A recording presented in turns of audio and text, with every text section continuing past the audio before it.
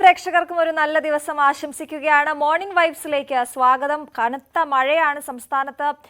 പലയിടത്തും ഇപ്പോഴും മഴ തുടരുകയാണ്. ഏറ്റവും പ്രധാനപ്പെട്ട കാര്യം 8 ജില്ലകളിൽ ഇന്ന് വിദ്യാഭ്യാസ സ്ഥാപനങ്ങൾക്ക് മഴയെ തുടർന്ന് അവധി പ്രഖ്യാപിച്ചിട്ടുണ്ട്. കോഴിക്കോട്, വയനാട്, പാലക്കാട്, കോട്ടയം, ഇടുക്കി, കണ്ണൂർ, ആലപ്പുഴ, തൃശൂർ ഇത്രയും ജില്ലകൾക്ക് അവധി പ്രഖ്യാപിച്ചിട്ടുണ്ട്. ഇതിൽ കണ്ണൂരിൽ കോളേജുകൾ ഒഴികെയുള്ള വിദ്യാഭ്യാസ സ്ഥാപനങ്ങൾക്കാണ് അവധി. കോളേജുകൾക്ക് ഈ അവധി ബാധകമല്ല എന്നുള്ളതാണ്. മറ്റൊന്ന്, മലപ്പുറം മുതൽ കാസർഗോഡ് വരെയുള്ള ജില്ലകളിൽ ഓറഞ്ച് അലേർട്ടാണ് പ്രഖ്യാപിച്ചിരിക്കുന്നത്. അതുകൊണ്ട് തന്നെ ശക്തമായ മഴ തുടരുമെന്ന് കാലാവസ്ഥാ വകുപ്പ് പ്രവചിക്കുന്നുണ്ട്. അത്തരത്തിൽ മഴക്കെടുതിയുമായി ബന്ധപ്പെട്ട നിരവധി വാർത്തകളുണ്ട്. എല്ലാവരും ശ്രദ്ധിക്കുക. പുറത്തേക്ക് ഇറങ്ങുമ്പോൾ മഴയാണ്, ശക്തമായ മഴയ്ക്കും കാറ്റിനും സാധ്യതയുണ്ടെന്ന് പറയുമ്പോൾ ആ മുന്നറിയിപ്പ് നമ്മൾ അവഗണിക്കാതെ മുന്നോട്ട് പോവുക എന്നുള്ളതാണ് മറ്റൊരു കാര്യം. ഈ വളരെ പ്രധാനപ്പെട്ട മറ്റു വാർത്തകളുമുണ്ട്. അതിനൊക്കെ മുമ്പ് ഈ വാർത്തകളുടെ വിശദാംശങ്ങളിലേക്കൊക്കെ പോകുന്നതിന് മുമ്പ് നമുക്ക് അറിയാം, രാമായണ മാസമാണ്. കർക്കിടക മാസം ആരംഭിച്ചിരിക്കുകയാണ്. അതുകൊണ്ട് നമുക്ക് രാമായണ പാരായണം കേട്ട ശേഷം മറ്റ് വാർത്തകളിലേക്ക് പോകാം.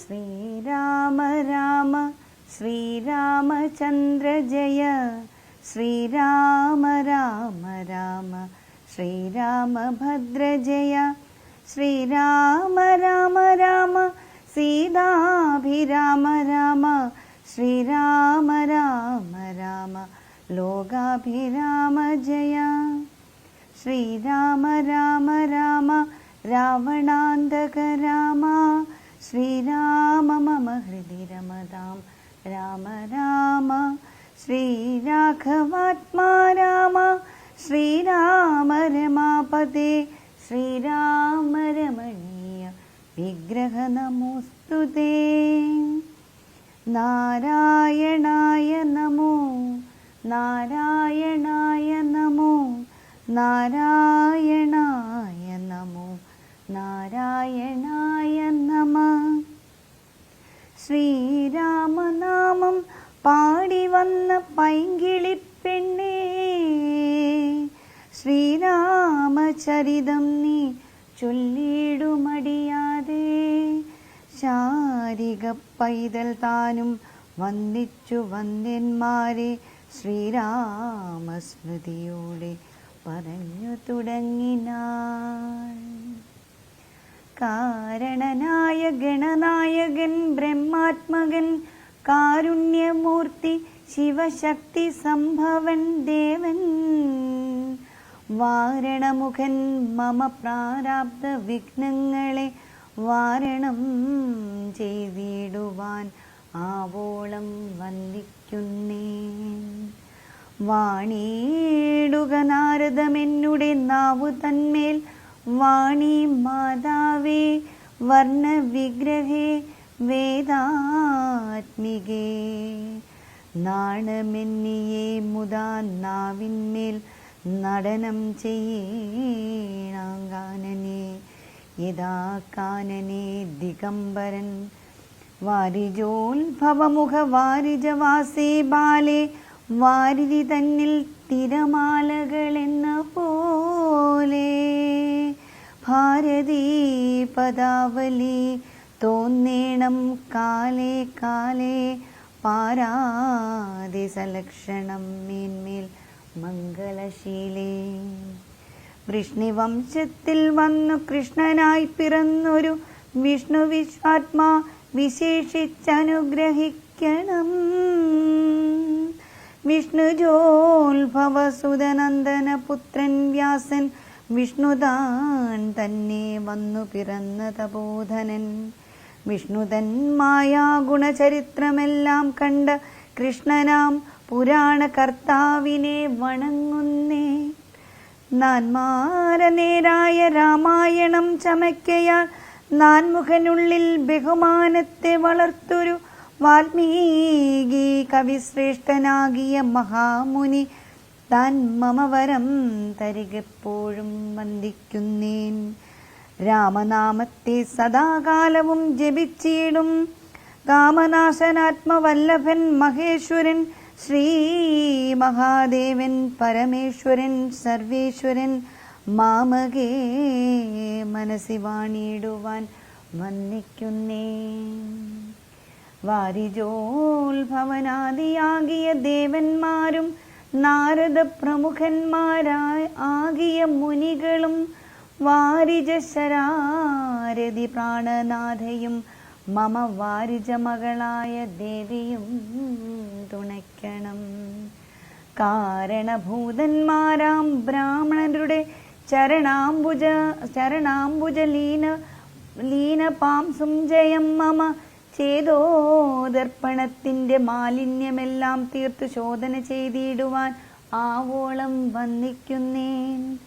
ആധാരം നാനാ ജഗന്മയനാം ഭഗവാനും വേദമെന്നല്ലോ ഗുരുനാഥൻ താനരുൾ ചെയ്തു. വേദത്തിനാധാരഭൂതന്മാരി കാണായൊരു ഭൂദേവ പ്രവരന്മാർ തദ്വേഷാപാദികൾ ദാതൃശങ്കര വിഷ്ണു പ്രവരന്മാർക്കും മതം വേദോജ്ഞന്മാർ മാഹാത്മ്യന്മാർക്ക് ചൊല്ലാം. പാദസേവകനായ ഭക്തനാം ദാസൻ ബ്രഹ്മപാദാജനജ്ഞാനിനൻ ആദ്യനായുള്ളോരു ഞാൻ വേദസംഹിതനായി മുമ്പുള്ള ശ്രീരാമായണം ബോധഹീനന്മാർക്കറിയാം വണ്ണം ചൊല്ലിടുന്നേ. വേദാംഗ വേദാന്താദി വിദ്യകളെല്ലാം ചേതസി തെളിഞ്ഞുണർന്നാവോളം തുണയ്ക്കണം. സുരസംഹൃതിപതി തദനുത സ്വാഹാപതി വരദൻ പിതൃപതി നിതൃതി ജലപതി തരസാ സദാഗതി സദയം നിധിപതി കരുണാപതി പശുപതി നക്ഷത്രപതി സുരവാഹിനി പതിതനായൻ ഗണപതി സുരവാഹിനി പതി പ്രമദഭൂതപതി ശ്രുതിവാക്യാത്മാ ദിനപതി ഖേനാനാം പതി ജഗതി ചരാചര ജാതികളായുള്ളോരും അഗതിയായോരടിയൻ അനുഗ്രഹിക്കേണ മകമേ സുഖമേ ഞാൻ അനിശം വന്ദിക്കുന്നേ. ശ്രീരാമ രാമ ശ്രീരാമചന്ദ്ര ജയ ശ്രീരാമ രാമ രാമ ശ്രീരാമഭദ്ര ജയ ശ്രീരാമ രാമ രാമ സീതാഭിരാമ ശ്രീരാമ രാമ രാമ ലോകാഭിരാമ ജയ ശ്രീരാമ രാമ രാവണാന്തക രാമ ശ്രീരാമ മമ ഹൃദി രമതാം രാമ രാമ ശ്രീരാഘവാത്മാ രാമ ശ്രീരാമ രമാപദേ ശ്രീരാമ രമണീയ വിഗ്രഹ നമോസ്തുതേ.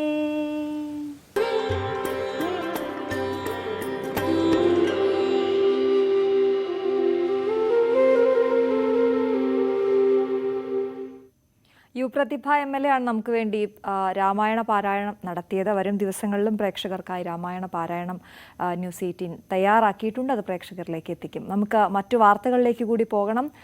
വലിയ മഴ തുടരുന്നുണ്ട് എന്നുള്ളത് തന്നെയാണ് ഏറ്റവും പ്രധാനപ്പെട്ട കാര്യം. കാസർഗോഡ് മുതൽ മലപ്പുറം വരെയുള്ള 5 ജില്ലകളിൽ ഓറഞ്ച് അലർട്ടാണ്.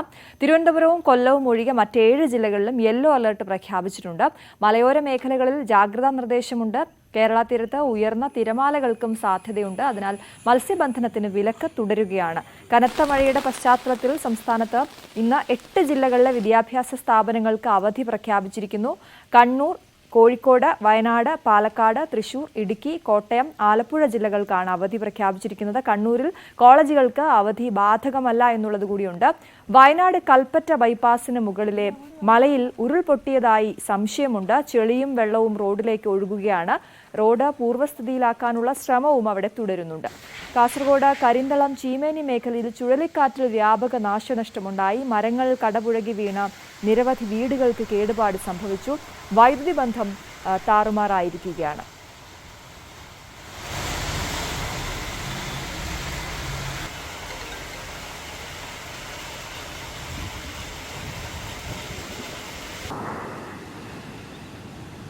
കനത്ത മഴയും മണ്ണിടിച്ചിലും കണക്കിലെടുത്ത് പലയിടത്തും വിനോദസഞ്ചാര കേന്ദ്രങ്ങൾ അടച്ചു. തിരുവനന്തപുരം പൊന്മുടി വിനോദസഞ്ചാര കേന്ദ്രത്തിലേക്ക് യാത്രാ വിലക്ക് ഏർപ്പെടുത്തിയിട്ടുണ്ട്. കോഴിക്കോട് DTPCയുടെ കീഴിലുള്ള വിനോദസഞ്ചാര കേന്ദ്രവും അടച്ചു. കോട്ടയം, ഇലവീഴ, പൂഞ്ചിറ, ഇല്ലിക്കൽ കല്ല്, മാർമാല അരുവി എന്നിവിടങ്ങളിലും വിലക്ക് ഏർപ്പെടുത്തിയിട്ടുണ്ട്. എന്തായാലും വിവിധയിടങ്ങളിൽ നിന്നും ഞങ്ങളുടെ പ്രതിനിധികൾ പ്രേക്ഷകർക്കായി വിവരങ്ങൾ പങ്കുവയ്ക്കും. കനത്ത മഴ തുടരുന്ന സാഹചര്യത്തിൽ കാസർഗോഡേക്ക് നമുക്ക് പോകാം. ആദ്യം കാസർഗോഡ് നിന്നും KV ബൈജു ആണ് ചേരുന്നത് വിവരങ്ങളുമായി. Good morning Baiju. വലിയ മഴ കഴിഞ്ഞ ദിവസങ്ങളിലും കാസർഗോഡ് ഉണ്ടായിരുന്നു. ഇന്നിപ്പോൾ ഓറഞ്ച് അലർട്ട് തന്നെയാണ് പ്രഖ്യാപിച്ചിരിക്കുന്നത്. വിദ്യാഭ്യാസ സ്ഥാപനങ്ങൾക്ക് അവധിയും പറഞ്ഞിട്ടുണ്ട്. ഇപ്പോഴത്തെ അവസ്ഥ എന്താണ് ബൈജു?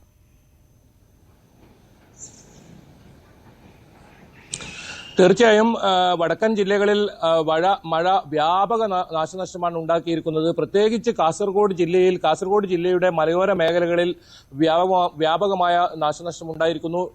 കരിന്തളത്തും ചീമേനിയിലും ശക്തമായി വീശിയ ചുഴലിക്കാറ്റിൽ നിരവധി വീടുകൾക്ക് കേടുപാടുകൾ പറ്റി ഈ മരങ്ങൾ കടപുഴകി വീഴുന്ന ഒരു സാഹചര്യമാണ്. നിരവധി വീടുകളുടെ മുകളിൽ ഇത്തരത്തിൽ മരങ്ങൾ കടപുഴകി വീഴുന്ന സാഹചര്യം ഉണ്ടായി. എന്തായാലും വലിയ തോതിലുള്ള ആളപായമില്ല എന്നതാണ് ഏറ്റവും ആശ്വാസം. അതേസമയം പുഴകളിലെല്ലാം ഇത്തരത്തിൽ ജലനിരപ്പ് ക്രമാതീതമായി ഉയരുന്ന ഒരു ആശങ്കയുള്ള സാഹചര്യമുണ്ട്. അതുകൊണ്ട് തന്നെ പുഴയോരങ്ങളിൽ താമസിക്കുന്നവർ അതീവ ജാഗ്രത പുലർത്തണമെന്ന് ജില്ലാ ഭരണകൂടം മുന്നറിയിപ്പ് നൽകിയിട്ടുണ്ട്. ഒപ്പം തീരദേശങ്ങളിലും വലിയ തോതിലുള്ള കടലാക്രമണ ഭീഷണി നിലനിൽക്കുന്നുണ്ട്. വരും സമയങ്ങളിലും കടലാക്രമണം ശക്തമാവും, കള്ളക്കടൽ പോലുള്ള പ്രതിഭാസങ്ങൾ ഉണ്ടാകും എന്ന ഒരു മുന്നറിയിപ്പുമുണ്ട്. ഏതായാലും ഇപ്പോൾ നിലവിൽ ദുരിതാശ്വാസ ക്യാമ്പുകൾ ആരംഭിച്ചിട്ടുണ്ടെങ്കിലും എവിടെയും ആളുകളെ മാറ്റി താമസിച്ചില്ല. പലരും ബന്ധുവീടുകളിലേക്കാണ് മാറി താമസിക്കുന്ന സാഹചര്യമുണ്ട്. ഏതായാലും മിക്ക പുഴകളും കരകവിഞ്ഞൊഴുകുന്ന ഒരു സാഹചര്യം തന്നെയാണ് കാസർഗോഡ് ജില്ലയിലുള്ളത്. എന്തായാലും ഈ കാഞ്ഞങ്ങാട് സൗത്തിലാണ് ഈ ഒരു നിർത്തിയിട്ട കാറിന് മുകളിൽ ഒരു തെങ്ങ് കടപുഴകി വീണ് കാറ് പൂർണ്ണമായും തകർന്ന സാഹചര്യം ഉണ്ടായത്. ഒപ്പം ഈ കരിന്തളം മേഖലകളിൽ നിരവധി വീടുകൾക്ക് കേടുപാടുകൾ സംഭവിച്ചു. ഇത്തരത്തിൽ മരങ്ങൾ കടപുഴകി വീണും മറ്റും. ഏതായാലും വൈദ്യുതി ബന്ധം കഴിഞ്ഞ 3 ദിവസമായി ജില്ലയിൽ താറുമാറായ ഒരു അവസ്ഥ തന്നെയാണുള്ളത്. പലയിടങ്ങളിലും വൈദ്യുതി ബന്ധം ഇപ്പോഴും പുനഃസ്ഥാപിക്കാൻ സാധിച്ചിട്ടില്ല. ഏതായാലും ഇന്ന് വൈകിട്ടോടുകൂടി പുനഃസ്ഥാപിക്കാൻ സാധിക്കും എന്നാണ് വൈദ്യുതി വകുപ്പ് അധികൃതർ പറഞ്ഞത്. അപ്പോഴും ഇടവിട്ട് വരുന്ന ശക്തമായ കാറ്റിൽ ഇത്തരത്തിൽ മരങ്ങൾ വീണ്ടും കടപുഴകി വീഴാനുള്ള ഒരു സാഹചര്യം ഉണ്ട് എന്ന് തന്നെയാണ് ജില്ലാ ഭരണകൂടം മുന്നറിയിപ്പ് നൽകുന്നത്. എന്തായാലും ഇന്ന് വിദ്യാഭ്യാസ സ്ഥാപനങ്ങൾക്ക് കാസർഗോഡ് ജില്ലയിൽ അവധി പ്രഖ്യാപിച്ചിട്ടില്ല. പ്രധാനമായും ജില്ലാ കലക്ടർ ഇന്നലെ ഇറക്കിയ വാർത്താക്കുറിപ്പിൽ പറഞ്ഞത് കഴിഞ്ഞ 4 ദിവസങ്ങളിലായി അധ്യയനം മുടങ്ങിയ ഒരു സാഹചര്യമാണ്. അതുകൊണ്ട് തന്നെ സാധാരണക്കാരായ വിദ്യാർത്ഥികളെ അത് ബാധിക്കും. അതുകൊണ്ട് ഇന്ന് വിദ്യാഭ്യാസ സ്ഥാപനങ്ങൾക്ക് അവധി ഇല്ല എന്നൊരു വാർത്താക്കുറിപ്പ് ഇന്നലെ ഇറക്കിയിരുന്നു. അതേസമയം കണ്ണൂർ ജില്ലയിൽ ഇന്ന് എല്ലാ വിദ്യാഭ്യാസ സ്ഥാപനങ്ങളും അവധി പ്രഖ്യാപിച്ചിട്ടുണ്ട്. പ്രൊഫഷണൽ കോളേജ് ഒഴികെയുള്ള വിദ്യാഭ്യാസ സ്ഥാപനങ്ങൾക്കാണ് അവധി. പരീക്ഷകൾ, അതായത് നേരത്തെ നിശ്ചയിച്ച പരീക്ഷകൾക്കൊന്നും മാറ്റമില്ല എന്നും അറിയിച്ചിട്ടുണ്ട്. എന്തായാലും അതീവ ജാഗ്രത തുടരണമെന്ന് ജില്ലാ ഭരണകൂടം വ്യക്തമാക്കിയിട്ടുണ്ട്. കണ്ണൂർ ജില്ലയിൽ ഇന്നലെ 2 പേരാണ് കാലവർഷക്കെടുതിയിൽ മരിച്ചത്. ചൊക്ലിയിലും മട്ടന്നൂരിലും 2 പേർ മരിച്ചു. വെള്ളക്കെട്ടിൽ വീണാണ് അപകടമുണ്ടായത്. ഏതായാലും കാസർഗോഡ് ജില്ലയിൽ അത്തരത്തിൽ ആളപായമൊന്നും ഇതുവരെ റിപ്പോർട്ട് ചെയ്തിട്ടില്ലെങ്കിലും വീടുകളും ഒപ്പം വ്യാപകമായി കൃഷിനാശവും സംഭവിച്ചിട്ടുണ്ട്.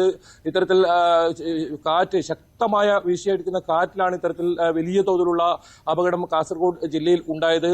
എന്നാലും വിനോദസഞ്ചാര മേഖലകൾ 2 ദിവസങ്ങളിലായി അടഞ്ഞുകിടക്കുകയാണ്. ഇന്നും നിരോധനം തുടരും. അതായത് Pallikkara beach, Ajanur kite beach, Chembirika, Ranipuram തുടങ്ങിയ പ്രധാന വിനോദസഞ്ചാര കേന്ദ്രങ്ങളിലെല്ലാം അടച്ചിട്ടിട്ടുണ്ട്. കാരണം നമുക്കറിയാം മലയോര മേഖലകളിൽ വലിയ തോതിലുള്ള ഉരുൾപൊട്ടൽ അതുപോലെ തന്നെ മണ്ണിടിച്ചിലിനും സാധ്യതയുണ്ട് എന്ന ഒരു മുന്നറിയിപ്പുണ്ട്. അതുകൊണ്ട് തന്നെ മലയോര മേഖലകളിലുള്ള വിനോദ സഞ്ചാര കേന്ദ്രമായ റാണിപുരം ഇന്നും അടച്ചിടും. ഏതായാലും ഈ മലയോരത്തേക്കുള്ള യാത്രകൾ പരമാവധി ഒഴിവാക്കണമെന്ന ഒരു നിർദ്ദേശമുണ്ട്. രാത്രികാലങ്ങളിൽ പൂർണ്ണമായും യാത്ര ഒഴിവാക്കണം. അത്യാവശ്യമാണെങ്കിൽ മാത്രം മലയോര മേഖലകളിലേക്കുള്ള യാത്ര ഉണ്ടാകാൻ പാടുള്ളൂ എന്നാണ് ജില്ലാ ഭരണകൂടം അറിയിച്ചിട്ടുള്ളത്. ഏതായാലും ദുരിതാശ്വാസ ക്യാമ്പുകളെല്ലാം ഒരുക്കമാണ്. ഏതെങ്കിലും അടിയന്തര സാഹചര്യം ഉണ്ടായാൽ നേരിടാൻ ജില്ല സജ്ജമാണെന്ന് ജില്ലാ ഭരണകൂടം അറിയിച്ചിട്ടുണ്ട്. ദുരന്ത നിവാരണ കമ്മിറ്റി ഓരോ ദിവസവും ഇത്തരത്തിൽ യോഗം ചേരുന്ന സാഹചര്യമുണ്ട്. ഏതായാലും മിക്കയിടങ്ങളിലും വെള്ളം കയറുന്ന ഒരു സാഹചര്യം തന്നെയാണ്. ജില്ലയിലെ മിക്കയിടങ്ങളും വെള്ളത്തിനടിയിലായ ഒരു സാഹചര്യം തന്നെയാണ്. തുടർച്ചയായ 3 ദിവസങ്ങളിലാണ് ഇത്തരത്തിൽ മഴ പെയ്തുകൊണ്ടിരിക്കുന്നത്. ഏതായാലും ഇപ്പോൾ അല്പം മഴയ്ക്ക് ശമനമുണ്ടെങ്കിലും ഇരുണ്ട് കൂടിയ ഒരു കാലാവസ്ഥ തന്നെയാണ്. മഴ ശക്തമായി ഇന്നും ഉണ്ടാകും. വരും ദിവസങ്ങളിൽ, അതായത് വെള്ളിയാഴ്ച വരെ മഴ തുടരുമെന്നാണ് കാലാവസ്ഥാ പ്രവചനം. എല്ലാ ഇടങ്ങളിലും വെള്ളം കയറിയ ഒരു സാഹചര്യം തന്നെയായി. ഇതിനൊപ്പം കൂട്ടി വായിക്കേണ്ടതാണ് ദക്ഷിണ കന്നഡ ജില്ല, പ്രധാനമായും മംഗളൂരു. നമ്മുടെ പല കാസർഗോഡ്, കോഴിക്കോട് ജില്ലകളിൽ നിന്ന് ആശുപത്രിയും മറ്റുമായി ഇത്തരത്തിൽ മംഗളൂരുവിനെ ആശ്രയിക്കുന്നതാണ്. ഈ പ്രദേശങ്ങളിൽ വലിയ തോതിലുള്ള വെള്ളക്കെട്ട് രൂപപ്പെട്ടിട്ടുണ്ട്. പരമാവധി യാത്രകൾ മാറ്റിവെക്കണമെന്ന ഒരു നിർദ്ദേശം മംഗളൂരിൽ നിന്നും എത്തിയിട്ടുണ്ട്. മംഗളൂരിന്റെ തീരപ്രദേശങ്ങളിലെല്ലാം കടലാക്രമണ ഭീഷണി തന്നെയാണ്. ഇവിടെയൊക്കെ നിരവധി പേരെ മാറ്റിപ്പാർപ്പിച്ചിട്ടുണ്ട്. അത് ബന്ധുവീടുകളിലേക്കാണ് മാറ്റിപ്പാർപ്പിച്ചത്. ഏതായാലും അപകടകരമായി ഉള്ള മരങ്ങൾ മുറിച്ചു മാറ്റാൻ അടിയന്തര നടപടി സ്വീകരിക്കണമെന്ന് ജില്ലാ കലക്ടർ തദ്ദേശ സ്വയംഭരണ സ്ഥാപനങ്ങളോട് ആവശ്യപ്പെട്ടിട്ടുണ്ട്. ഏതെങ്കിലും തരത്തിൽ അപകടകരമായ സാഹചര്യത്തിലുള്ള മരങ്ങൾ അടിയന്തരമായി മുറിക്കണം. അതായത് സ്കൂളിന് സമീപത്തുള്ള മരങ്ങൾ പ്രത്യേകിച്ച് മുറിച്ചു മാറ്റാൻ തയ്യാറാകണം. ഏതായാലും എന്തെങ്കിലും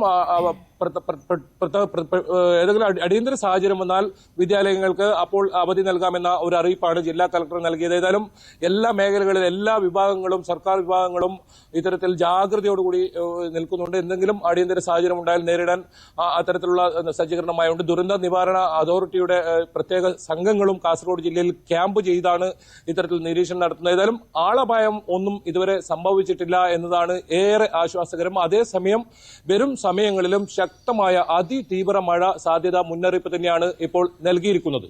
അതാണ് ബൈജു, ഇത്തരത്തിൽ ഈ മഴ വലിയ രീതിയിൽ നിന്ന് പെയ്യുമ്പോൾ എല്ലാവർക്കുമുള്ള ഒരു ആശങ്കയാണ് നാളെ സ്കൂളിൽ പോകണമെന്നൊക്കെയുള്ള കുട്ടികളുടെയും രക്ഷകർത്താക്കളുടെയും വലിയ ആശങ്കയാണത്. അതുപോലെ തന്നെ നമ്മുടെ യൂട്യൂബിൽ കമന്റുകൾ വരുന്നുണ്ട്. കാസർഗോഡ് നല്ല മഴയാണ്, സ്കൂളുകൾക്ക് അവധി വേണമെന്നുള്ള കമന്റുകൾ വരുന്നുണ്ട്. പക്ഷേ ശ്രദ്ധിക്കേണ്ട കാര്യം, കാസർഗോഡ് ഇതുവരെ അവധി പ്രഖ്യാപിച്ചിട്ടില്ല എന്നുള്ളതാണ്. അതുപോലെ തന്നെയാണ് ഈ തെറ്റായ വാർത്തകൾ പ്രചരിപ്പിക്കുന്നത്. മലപ്പുറത്തും ഇതുപോലെ അവധി പ്രഖ്യാപിച്ചിട്ടുണ്ട് എന്ന രീതിയിലൊക്കെയുള്ള വാർത്തകൾ വരുന്നുണ്ട്. പക്ഷേ മലപ്പുറത്തും കാസർഗോഡും ഒന്നും ഇതുവരെ വിദ്യാഭ്യാസ സ്ഥാപനങ്ങൾക്ക് അവധി പ്രഖ്യാപിച്ചിട്ടില്ല എന്ന് തന്നെയാണ് ബൈജു പറയുന്നത്. ബൈജു, ഈ ചുഴലിക്കാറ്റ് ഈ കരിന്തളം, ചീമേനി ഭാഗത്തൊക്കെ ഉണ്ടായി, അത് വലിയ അവിടെ നാശനഷ്ടമുണ്ടാക്കി എന്നൊക്കെ അറിയുന്നുണ്ടല്ലോ. അതുപോലെ ഇപ്പോൾ ബൈജു നിൽക്കുന്നത് കാണുമ്പോൾ നമുക്ക് അവിടെ വലിയ മഴ, ഇപ്പോൾ മഴ പെയ്യുന്നില്ല എന്നുള്ളതുമുണ്ട്. ഈ മഴയുടെ ഒരു സ്വഭാവം എങ്ങനെയാണ്? പെട്ടെന്ന് പെയ്ത് മാറുകയാണോ ചെയ്യുന്നത്, അതോ നിന്ന് പെയ്യുന്ന മഴയാണോ? ഇത് എത്രത്തോളം കൃഷിക്കൊക്കെ വലിയ രീതിയിൽ ബാധിക്കുന്ന മഴയാണോ ഇത്?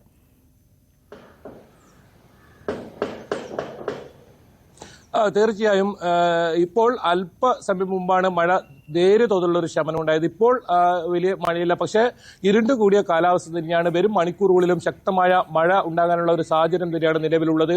മഴ തുടർച്ചയായ 3 ദിവസം തുടർച്ചയായ മഴ പെയ്യുന്ന ഒരു സാഹചര്യമാണ് കാസർഗോഡ് ജില്ലയിൽ ഉണ്ടായത്. അതുകൊണ്ട് തന്നെയാണ് ഈ ജലാശയങ്ങളെല്ലാം ഇത്തരത്തിൽ വലിയ തോതിൽ പുഴകളിലെല്ലാം കരകവിഞ്ഞൊഴുകുന്ന ഒരു സാഹചര്യമുണ്ട്. നമുക്കറിയാം, ഏറ്റവും കൂടുതൽ പുഴകളുള്ള ഒരു ജില്ല കൂടിയാണ് കാസർഗോഡ്. അതുകൊണ്ട് തന്നെ പുഴയോരങ്ങളിലുള്ളവർക്ക് ജാഗ്രതാ നിർദ്ദേശം നൽകിയിട്ടുണ്ട്. എന്തായാലും ഈ വിദ്യാഭ്യാസ സ്ഥാപനങ്ങളുടെ കാര്യമായി നമുക്ക് തന്നെ ഇന്നലെ ഒരുപാട് പേരാണ് ഈ സ്കൂൾ അവധിയുണ്ടോ എന്ന് ചോദിച്ച് വിളിക്കുന്നത്. അതുപോലെ തന്നെ ജില്ലാ കളക്ടർ ഫേസ്ബുക്ക് പേജിലൊക്കെ ഇത്തരത്തിൽ നിരവധി കമന്റുകൾ കാണാം. അതുകൊണ്ടാണ് ജില്ലാ കളക്ടർ ഇതിനൊരു വിശദീകരണം തന്നെ ഇറക്കിയത്. അതായത് പ്രധാനമായും ജില്ലാ കളക്ടർ വ്യക്തമാക്കുന്നത് ഈ 4 ദിവസം തുടർച്ചയായ സ്കൂൾ അവധിയായതിനാൽ തന്നെ അത് സാധാരണക്കാരായ വിദ്യാർത്ഥികളെ ബാധിക്കുന്ന തരത്തിലേക്കാണ് കാര്യങ്ങൾ പോകുന്നത്. അതുകൊണ്ട് ഏതായാലും നിലവിൽ അവധിയില്ല എന്ന് പറഞ്ഞ ഒരു പത്രക്കുറിപ്പ് ജില്ലാ ഭരണകൂടത്തിന് ഇറക്കേണ്ട സാഹചര്യം വന്നു. അത്തരത്തിൽ നിരവധി വ്യാജ പ്രചരണവും ഇത്തരത്തിൽ ഉണ്ടായി.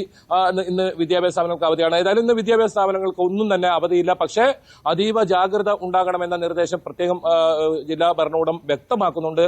മലയോര മേഖലകളിൽ ഉള്ളവരാണ് ഇത്തരത്തിൽ ഏറ്റവും കൂടുതൽ ആശങ്കയോടുകൂടി കഴിയുന്നത്. കാരണം ഏത് സമയത്തും ഉരുൾപൊട്ടൽ, മണ്ണിടിച്ചൽ ഭീഷണി ഈ പ്രദേശങ്ങളിലെല്ലാം നിലനിൽക്കുന്നുണ്ട്. നമുക്കറിയാം, കഴിഞ്ഞ കാലവർഷത്തിൽ നിരവധി ഇടങ്ങളിലാണ് ഇത്തരത്തിൽ ഉരുൾപൊട്ടലുണ്ടായത്, മണ്ണിടിച്ചിലുണ്ടായത്, വലിയ തോതിലുള്ള നാശനഷ്ടം ഉണ്ടായി. ഏതായാലും ഇത്തവണ ചുഴലിക്കാറ്റിലാണ് വലിയ നാശനഷ്ടമുണ്ടായത്. അത് കൃഷിയെയും വീടുകളെയും ഒക്കെ ബാധിച്ചിട്ടുണ്ട്. നിരവധി ഇടങ്ങളിൽ മരങ്ങൾ കടപുഴകി വീഴുന്ന സാഹചര്യമുണ്ട്. പല സ്ഥലങ്ങളിലും ഗതാഗത തടസ്സമുണ്ടാകുന്ന സാഹചര്യമുണ്ട്.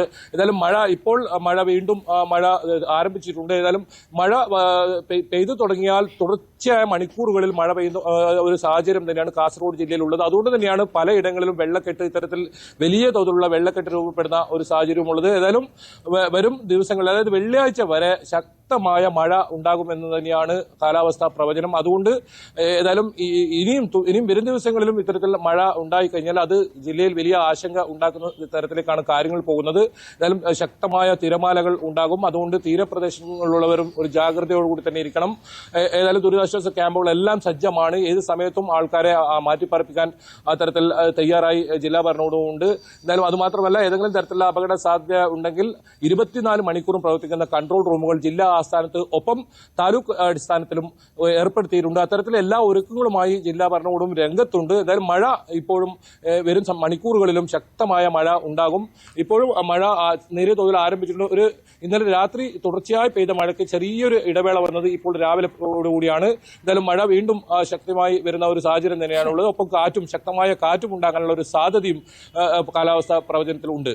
ശരി ബൈജു, വ്യക്തമാണ്. എന്തായാലും കാസർഗോട്ടെ കാര്യം അങ്ങനെയാണ്. കാസർഗോഡ് മുന്നറിയിപ്പുകൾ നമുക്ക് പാലിക്കാം. കാസർഗോഡ് മാത്രമല്ല, മഴ മുന്നറിയിപ്പുകൾ നമുക്ക് കാലാവസ്ഥാ വകുപ്പിന്റെ ഭാഗത്തു നിന്നൊക്കെ ഉണ്ടാകുന്ന മുന്നറിയിപ്പുകൾ നമുക്ക് പാലിക്കാം. ജാഗ്രതയോടെ മുന്നോട്ട് നീങ്ങാം. KV ബൈജു ആണ് കാസർഗോഡ് നിന്നും വിവരങ്ങൾ നൽകിയത്. കോഴിക്കോട്ടേക്ക് പോകാം. കോഴിക്കോട് നിന്നും സിദ്ദിഖ് പന്നൂരാണ് നമുക്കൊപ്പം വിവരങ്ങളുമായി ചേരുന്നത്. Siddique, good morning. കോഴിക്കോട് അവധിയുള്ള 8 ജില്ലകളിൽ ഒരു ജില്ലയാണ്. വിദ്യാഭ്യാസ സ്ഥാപനങ്ങൾക്ക് അവധി പ്രഖ്യാപിച്ചിട്ടുണ്ട്. ഒപ്പം വലിയ നാശനഷ്ടം അവിടെ ഉണ്ടായിരിക്കുന്നു എന്നറിയുന്നു. എവിടെയൊക്കെയാണ് മഴ വലിയ രീതിയിൽ ബാധിച്ചിരിക്കുന്നത്? Aswathy, good morning. സൂചിപ്പിച്ച പോലെ തന്നെ കോഴിക്കോട് ജില്ലയിൽ ഇന്നും വിദ്യാഭ്യാസ സ്ഥാപനങ്ങൾക്ക് അവധി പ്രഖ്യാപിച്ചിട്ടുണ്ട്. കാരണം ജില്ലയിൽ വ്യാപകമായി, പ്രത്യേകിച്ച് മലയോര മേഖലയിൽ കനത്ത മഴ തന്നെ ഒരു 3 ദിവസമായിട്ട് തുടരുകയാണ്. ബൈജു പറഞ്ഞ പോലെ തന്നെ ഇടതടവില്ലാത്ത മഴ എന്ന് തന്നെ നമുക്ക് പറയാം. ഇപ്പോ രാവിലെ അല്പസമയം മുന്നേ ചെറിയൊരു ഗ്യാപ്പ് ഉണ്ടായിരുന്നെങ്കിൽ ഇപ്പൊ വീണ്ടും മഴ അതിമർത്ത് പെയ്യാൻ ആരംഭിച്ചിട്ടുണ്ട്. എന്നാൽ മറ്റു ചില ഭാഗങ്ങളിൽ മഴ തുടരുക തന്നെയാണ്. പ്രത്യേകിച്ച് താമരശ്ശേരി, ചുരം, അതുപോലെ തിരുവമ്പാടി, കോടഞ്ചേരി, തുഷാരഗിരി പോലത്തെ പ്രദേശങ്ങളിലൊക്കെ തന്നെ കനത്ത മഴയാണ്. പലയിടങ്ങളിലും ചെറിയ രീതിയിലുള്ള മണ്ണിടിച്ചിൽ പോലത്തെ പ്രശ്നങ്ങൾ ഉണ്ടായിട്ടുണ്ട്. നിരവധി കിണറുകൾ ഇടിഞ്ഞതായ ഒരു സാഹചര്യമുണ്ട്. മൊത്തത്തിലുള്ള ഒരു കണക്ക് പ്രകാരം പറയുകയാണ്, കോഴിക്കോട് താലൂക്കിൽ 5 ദുരിതാശ്വാസ ക്യാമ്പുകൾ ആരംഭിച്ചിട്ടുണ്ട്. അതായത് 30-ലേറെ വീടുകൾ ഭാഗികമായി കോഴിക്കോട് ജില്ലയിലെ വിവിധ ഭാഗങ്ങളിലായിട്ട് 30-ലേറെ വീടുകൾ തകർന്നു എന്നാണ് ഇപ്പോൾ ഔദ്യോഗികമായിട്ട് നമുക്ക് ലഭിക്കുന്ന വിവരം. ഇതിൽ നമുക്ക് എടുത്തു പറയാവുന്ന കോഴിക്കോട് താലൂക്കിൽ 36 പേരെ ദുരിതാശ്വാസ ക്യാമ്പുകളിലേക്ക് മാറ്റിയിട്ടുണ്ട്. അതായത് 10 കുടുംബങ്ങളിൽ നിന്നായി 14 സ്ത്രീകളും 13 പുരുഷന്മാരും ഉൾപ്പെടെയുള്ള 30 പേരാണ് കസബ വില്ലേജിലെ IHRD ടെക്നിക്കൽ HSS, അതുപോലെ മാവൂർ വില്ലേജിൽ പെട്ട കച്ചേരിക്കുന്ന് സാംസ്കാരിക നിലയം, കുമരനല്ലൂർ വില്ലേജിൽപ്പെട്ട മുട്ടോളി ലോലി അംഗൻവാടി, ചേവായൂർ വില്ലേജിലെ NGO quarters school, Kottoli GLP school എന്നിവിടങ്ങളിൽ 4 ക്യാമ്പുകളിലായി കഴിയുന്നത് 36 പേരാണ്. ഇവരുടെയൊക്കെ വീടിടിഞ്ഞ സാഹചര്യമുണ്ട്. അതുപോലെ വീടിന് ഭീഷണിയുള്ള സാഹചര്യമുണ്ട്. അതുപോലെ തന്നെ വിവിധ ഇടങ്ങളിൽ നിരവധി കിണറുകൾ ഇടിഞ്ഞു പോയ സാഹചര്യമുണ്ട്. വെള്ളക്കെട്ടുകൾ, പുഴകളിലൊക്കെ വലിയ രീതിയിലുള്ള മലവെള്ളപ്പാച്ചിൽ, അതുപോലെ തന്നെ വെള്ളത്തിന്റെ വർധന ഉണ്ടായിട്ടുണ്ട്. തോരാതെ പെയ്യുന്ന മഴയായതുകൊണ്ട് തന്നെ ഏത് സമയത്തും വലിയ രീതിയിലുള്ള പ്രയാസങ്ങൾ ഉണ്ടാവുമെന്ന് കണക്കാക്കി തന്നെയാണ് ഇപ്പോൾ അവധി പ്രഖ്യാപിച്ചിരുന്നത്. അതുപോലെ തന്നെ വിനോദസഞ്ചാര കേന്ദ്രങ്ങളെല്ലാം അടച്ചിടാൻ നിർദ്ദേശം നൽകിയിട്ടുണ്ട്. കോഴിക്കോട് ജില്ലയിലെ ഒരു വിനോദസഞ്ചാര കേന്ദ്രവും ഇന്ന് തുറക്കില്ല എന്ന്, അതായത് പ്രത്യേകിച്ച് DTPCയുടെ കീഴിലുള്ള കോഴിക്കോട് സരോവരം, അതുപോലെ ബട്ടറോഡ് ബീച്ച്, കാപ്പാട്, അതുപോലെ വടകര ഡാൻസസ് ബാങ്ക്, അരിപ്പാറ ഉൾപ്പെടെയുള്ള, അതുപോലെ തുഷാരഗിരി ഉൾപ്പെടെയുള്ള വിനോദസഞ്ചാര കേന്ദ്രങ്ങളെല്ലാം അടച്ചിടാൻ നിർദ്ദേശം നൽകിയിട്ടുണ്ട്. ഇവിടേക്കൊന്നും സഞ്ചാരികളെ പ്രവേശിപ്പിക്കുകയില്ല എന്നാണ്. പലയിടങ്ങളിലും വൈദ്യുതി ബന്ധം ഇന്നലെ മുതൽ വിച്ഛേദിക്കപ്പെട്ട നിലയിലാണ്. ഇത് പുനഃസ്ഥാപിക്കാനുള്ള ശ്രമങ്ങൾ നടക്കുന്നുണ്ട്. ചിലയിടങ്ങളിലൊക്കെ രാവിലെ പ്രവൃത്തി ആരംഭിച്ചു, വൈദ്യുതി പുനഃസ്ഥാപിക്കാൻ കഴിഞ്ഞിട്ടുണ്ട്. എന്നാൽ കനത്ത മഴ, തോരാതെ പെയ്യുന്ന മഴ ഈ പ്രവർത്തനത്തിനും തടസ്സം നിൽക്കുന്നുണ്ട്. അശ്വതി, ഇതൊക്കെയാണ് ഏകദേശം കോഴിക്കോട് ജില്ലയിൽ നിന്നുള്ള വിവരങ്ങൾ. ശരി സിദ്ദിഖ്, വളരെ വിശദമായി തന്നെ കോഴിക്കോട് ജില്ലയിലെ മഴക്കെടുതിയുടെ വിശദാംശങ്ങൾ നമ്മളുമായി പങ്കുവച്ചു. നമുക്കിനി എറണാകുളത്തേക്ക് പോകാം, കൊച്ചിയിലേക്ക് പോകാം. കൊച്ചിയിൽ നിന്നും ഡാനി പോളാണ് വിവരങ്ങളുമായി ചേരുന്നത്. Dani, very good morning. കൊച്ചിയിൽ മഴ ഇപ്പോൾ എങ്ങനെയാണ്? കഴിഞ്ഞ ദിവസങ്ങളിലൊക്കെ ശക്തമായ മഴ ഇടമുറിയാതെ പെയ്യുന്നുണ്ടായിരുന്നു. ഇന്നത്തെ അവസ്ഥ എന്താണ്?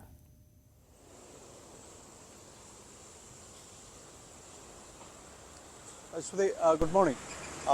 മഴ പെയ്യുന്നുണ്ട്, പക്ഷെ അതിന് ഇടവേളകളുണ്ട് എന്നതാണ് കൊച്ചി നഗരത്തെ സംബന്ധിച്ചിടത്തോളം, എറണാകുളത്തെ ജില്ലയെ സംബന്ധിച്ചിടത്തോളം ഒരു ആശ്വാസമെന്ന് പറയുന്നത്. കഴിഞ്ഞ ദിവസങ്ങളിൽ മഴയുണ്ടായിരുന്നു, പക്ഷെ അതിനൊരു ഇടവേളകൾ ലഭിക്കുന്നത് കൊണ്ട് തന്നെയാണ് കാര്യമായ രീതിയിലേക്ക് ഒരു മഴക്കെടുതിയിലേക്ക് ഈ തവണ എത്തിയിട്ടില്ല എന്നതാണ്. കാര്യമായിട്ട് എത്തിയിട്ടില്ല. ജില്ലയിൽ ഒരു ദുരിതാശ്വാസ ക്യാമ്പ് മാത്രമാണ് തുറക്കേണ്ടി വന്നിട്ടുള്ള ഒരു സാഹചര്യമുണ്ടായത്. അത് പറവൂരാണ്. ഇവിടെ ഒരു കുടുംബമാണ് ഇപ്പോൾ നിലവിലത്തെ സ്ഥിതിയിൽ ഒരു കുടുംബമാണ് ഇവിടേക്ക് വന്നിട്ടുള്ളത്. ജില്ലയിൽ ഓറഞ്ച് അലർട്ടാണ് നിലവിൽ പ്രഖ്യാപിച്ചിട്ടുള്ളത്. ഇന്ന് ജില്ലയിൽ വിദ്യാഭ്യാസ സ്ഥാപനങ്ങൾക്ക് അവധി നൽകിയിട്ടുമില്ല. അപ്പോൾ ഇടവേളകൾ ഉണ്ടാകുന്നു എന്നത് വലിയൊരു ആശ്വാസമായിട്ട് നിൽക്കുന്നു. പ്രത്യേകിച്ച് നഗരത്തിലേക്ക് വരികയാണെങ്കിൽ കാര്യമായ രീതിയിലുള്ളൊരു വെള്ളക്കെട്ട് എവിടെയും തന്നെ കൊച്ചി നഗരത്തിൽ ദൃശ്യമല്ല. അത് ഈ മഴയുടെ ഒരു ഇടവേളകൾ വലിയ അനുഗ്രഹമാവുന്നുണ്ട് എന്ന് തന്നെയാണ്. അതുകൊണ്ട് വെള്ളം ഒഴുകിപ്പോകാനുള്ളൊരു സമയം കിട്ടുന്നു. ഒപ്പം ഇതിന് നഗരത്തിന് പുറത്തേക്ക് വരുമ്പോഴും വലിയ വിഷയങ്ങൾ ഉണ്ടാകാതെ പോകുന്നു. പ്രത്യേകിച്ച് കിഴക്കൻ മേഖല ഒഴിച്ച് കിഴക്കൻ മേഖലയിൽ മലയോര മേഖലയിൽ കൂടുതൽ മഴ ലഭിക്കുന്നുണ്ട്. അതുകൊണ്ട് മണ്ണിടിച്ചിൽ അടക്കമുള്ള സാധ്യതകളുണ്ട്. അതോടൊപ്പം തന്നെ ചിലയിടങ്ങളിൽ മരം വീണ കാര്യമായ വിഷയങ്ങൾ ഉണ്ടായിട്ടുണ്ട്. ഒപ്പം കുന്നത്തുനാട് താലൂക്കിൽ ഏതാണ്ട് 6 വീടുകൾക്ക് ഭാഗികമായിട്ട് കേടുപാടുകൾ സംഭവിച്ചിട്ടുണ്ട്. മൂവാറ്റുപുഴ താലൂക്കിൽ 3 വീടുകൾക്കും കണയന്നൂർ താലൂക്കിൽ 3 വീടുകൾക്കും ഭാഗികമായ കേടുപാടുകൾ സംഭവിച്ചിരിക്കുന്നു. ജില്ലയിൽ പൊതുവിൽ ഇങ്ങനെ ഭാഗിക കേടുപാടുകൾ സംഭവിച്ച വീടുകളുടെ എണ്ണം 31ആണ്. ഈ മറ്റ് വിഷയങ്ങളിലേക്ക് വരുമ്പോൾ ഇതിൽ അണക്കെട്ടുകൾ ഭൂതത്താൻ അണക്കെട്ട് ഏതാണ്ട് മുഴുവൻ ഷട്ടറും 15 ഷട്ടറും തുറന്നിട്ടുണ്ട്. അതോടൊപ്പം തന്നെ മലങ്കര ഡാമിൻ്റെയും അണക്കെട്ടുകൾ തുറന്നിട്ടുണ്ട്. ഇത് പെരിയാറിലേക്കുള്ള നീരൊഴുക്ക് വർദ്ധിപ്പിച്ചിട്ടുണ്ട്. പ്രത്യേകിച്ച് കിഴക്കൻ മേഖലകളിൽ പെയ്യുന്ന മഴവെള്ളം കൂടുതൽ പെരിയാറിലേക്ക് ഇരച്ചെത്തുന്നു. ഇടുക്കിയിൽ അടക്കമുള്ള ആ മഴവെള്ളപ്പാച്ചിൽ കൂടുതലും എത്തുന്നത് പെരിയാറിലേക്കാണ്. അതുകൊണ്ട് തന്നെ പെരിയാറിലെ ജലവിധാനം ഉയർന്നിട്ടുണ്ട്. നമുക്കറിയാം ആലുവ കേന്ദ്രീകരിച്ച് ആലുവ ക്ഷേത്ര പരിസരങ്ങളും കേന്ദ്രീകരിച്ച് ജലവിധാനം ഉയർന്നിട്ടുണ്ട്. പക്ഷെ അതൊരു ആശങ്കപ്പെടുത്തുന്ന രീതിയിലേക്ക് മാറിയിട്ടില്ല എന്നാണ് വിലയിരുത്തപ്പെടുന്നത്. അതോടൊപ്പം തന്നെ അത് ഒഴുകിയെത്തുന്ന ഏലൂർ മേഖലകളിലേക്കൊക്കെ വരുമ്പോൾ അവിടെ ഒരു ജാഗ്രതാ നിർദ്ദേശമുണ്ട്. എങ്കിലും അപായപ്പെടുത്തുന്ന രീതിയിലേക്ക് കാര്യങ്ങൾ മാറിയിട്ടില്ല എന്ന് പൊതുവിൽ വിലയിരുത്തപ്പെടുന്നു. ഏതെങ്കിലും ഒരു അടിയന്തര ഘട്ടം ഉണ്ടാകുകയാണെങ്കിൽ മാറ്റിപ്പാർപ്പിക്കാനുള്ള ക്യാമ്പുകൾ അടക്കം ഇവിടെ സജ്ജമാക്കിയിട്ടുണ്ട്. കാര്യമായ രീതിയിലുള്ള മഴക്കെടുതികൾ ഇതുവരെയും റിപ്പോർട്ട് ചെയ്യപ്പെടാത്തത് അത് ഈ മഴയ്ക്ക് ഒരു ഇടവേളകൾ ലഭിക്കുന്നത് കൊണ്ട് അതിൻ്റെ ഒരു ആശ്വാസവും ആനുകൂല്യവും ഒന്നുകൊണ്ട് മാത്രമാണ്. തീരമേഖലകളിലേക്ക് വരുമ്പോൾ തീരമേഖലകൾ പതിവ് പോലെ തന്നെ പ്രക്ഷുബ്ധമാണ്. പ്രത്യേകിച്ച് കണ്ണമാലിയും എടവനക്കാടും അടങ്ങുന്ന സ്ഥലങ്ങളിലെല്ലാം തന്നെ കടലാക്രമണം നേരത്തെ മൺസൂണിൻ്റെ തുടക്കത്തിലുണ്ടാകുന്ന പോലെ ന്യൂനമർദ്ദമാകുമ്പോൾ അതൊന്നുകൂടി വർദ്ധിക്കും. അവരുടെ അത്തരം ദുരിതങ്ങൾ വർദ്ധിക്കുന്നു. അതിലിടവേളകളില്ല എന്നതാണ്. അത് മഴ കൂടിയാലും കുറഞ്ഞാലും എല്ലാം തന്നെ അവരുടെ വിഷയങ്ങൾ വലിയ സങ്കീർണമായിട്ട് തന്നെ തുടരുകയാണ്. ജില്ലയിൽ പൊതുവിൽ മഴ കുറഞ്ഞും കൂടിയും ഇരിക്കുന്ന ഒരവസ്ഥയിലേക്ക് പോകുന്നത് കൊണ്ട് കാര്യമായ വെള്ളക്കെട്ടിലേക്കോ കാര്യങ്ങളിലേക്കോ വന്നിട്ടില്ല. എങ്കിലും ജാഗ്രത തന്നെയാണ് ജില്ലയിൽ തുടരുന്നത്. പ്രത്യേകിച്ച് പെരിയാറിൻ്റെ തീരങ്ങളിൽ ഉള്ളവർ വലിയ ജാഗ്രതയിൽ തന്നെ തുടരാനാണ് നിർദ്ദേശം നൽകിയിട്ടുള്ളത്. അത് മുൻകാല അനുഭവങ്ങളുടെ കൂടി ഒരു അടിസ്ഥാനത്തിൽ കൂടിയാണ്.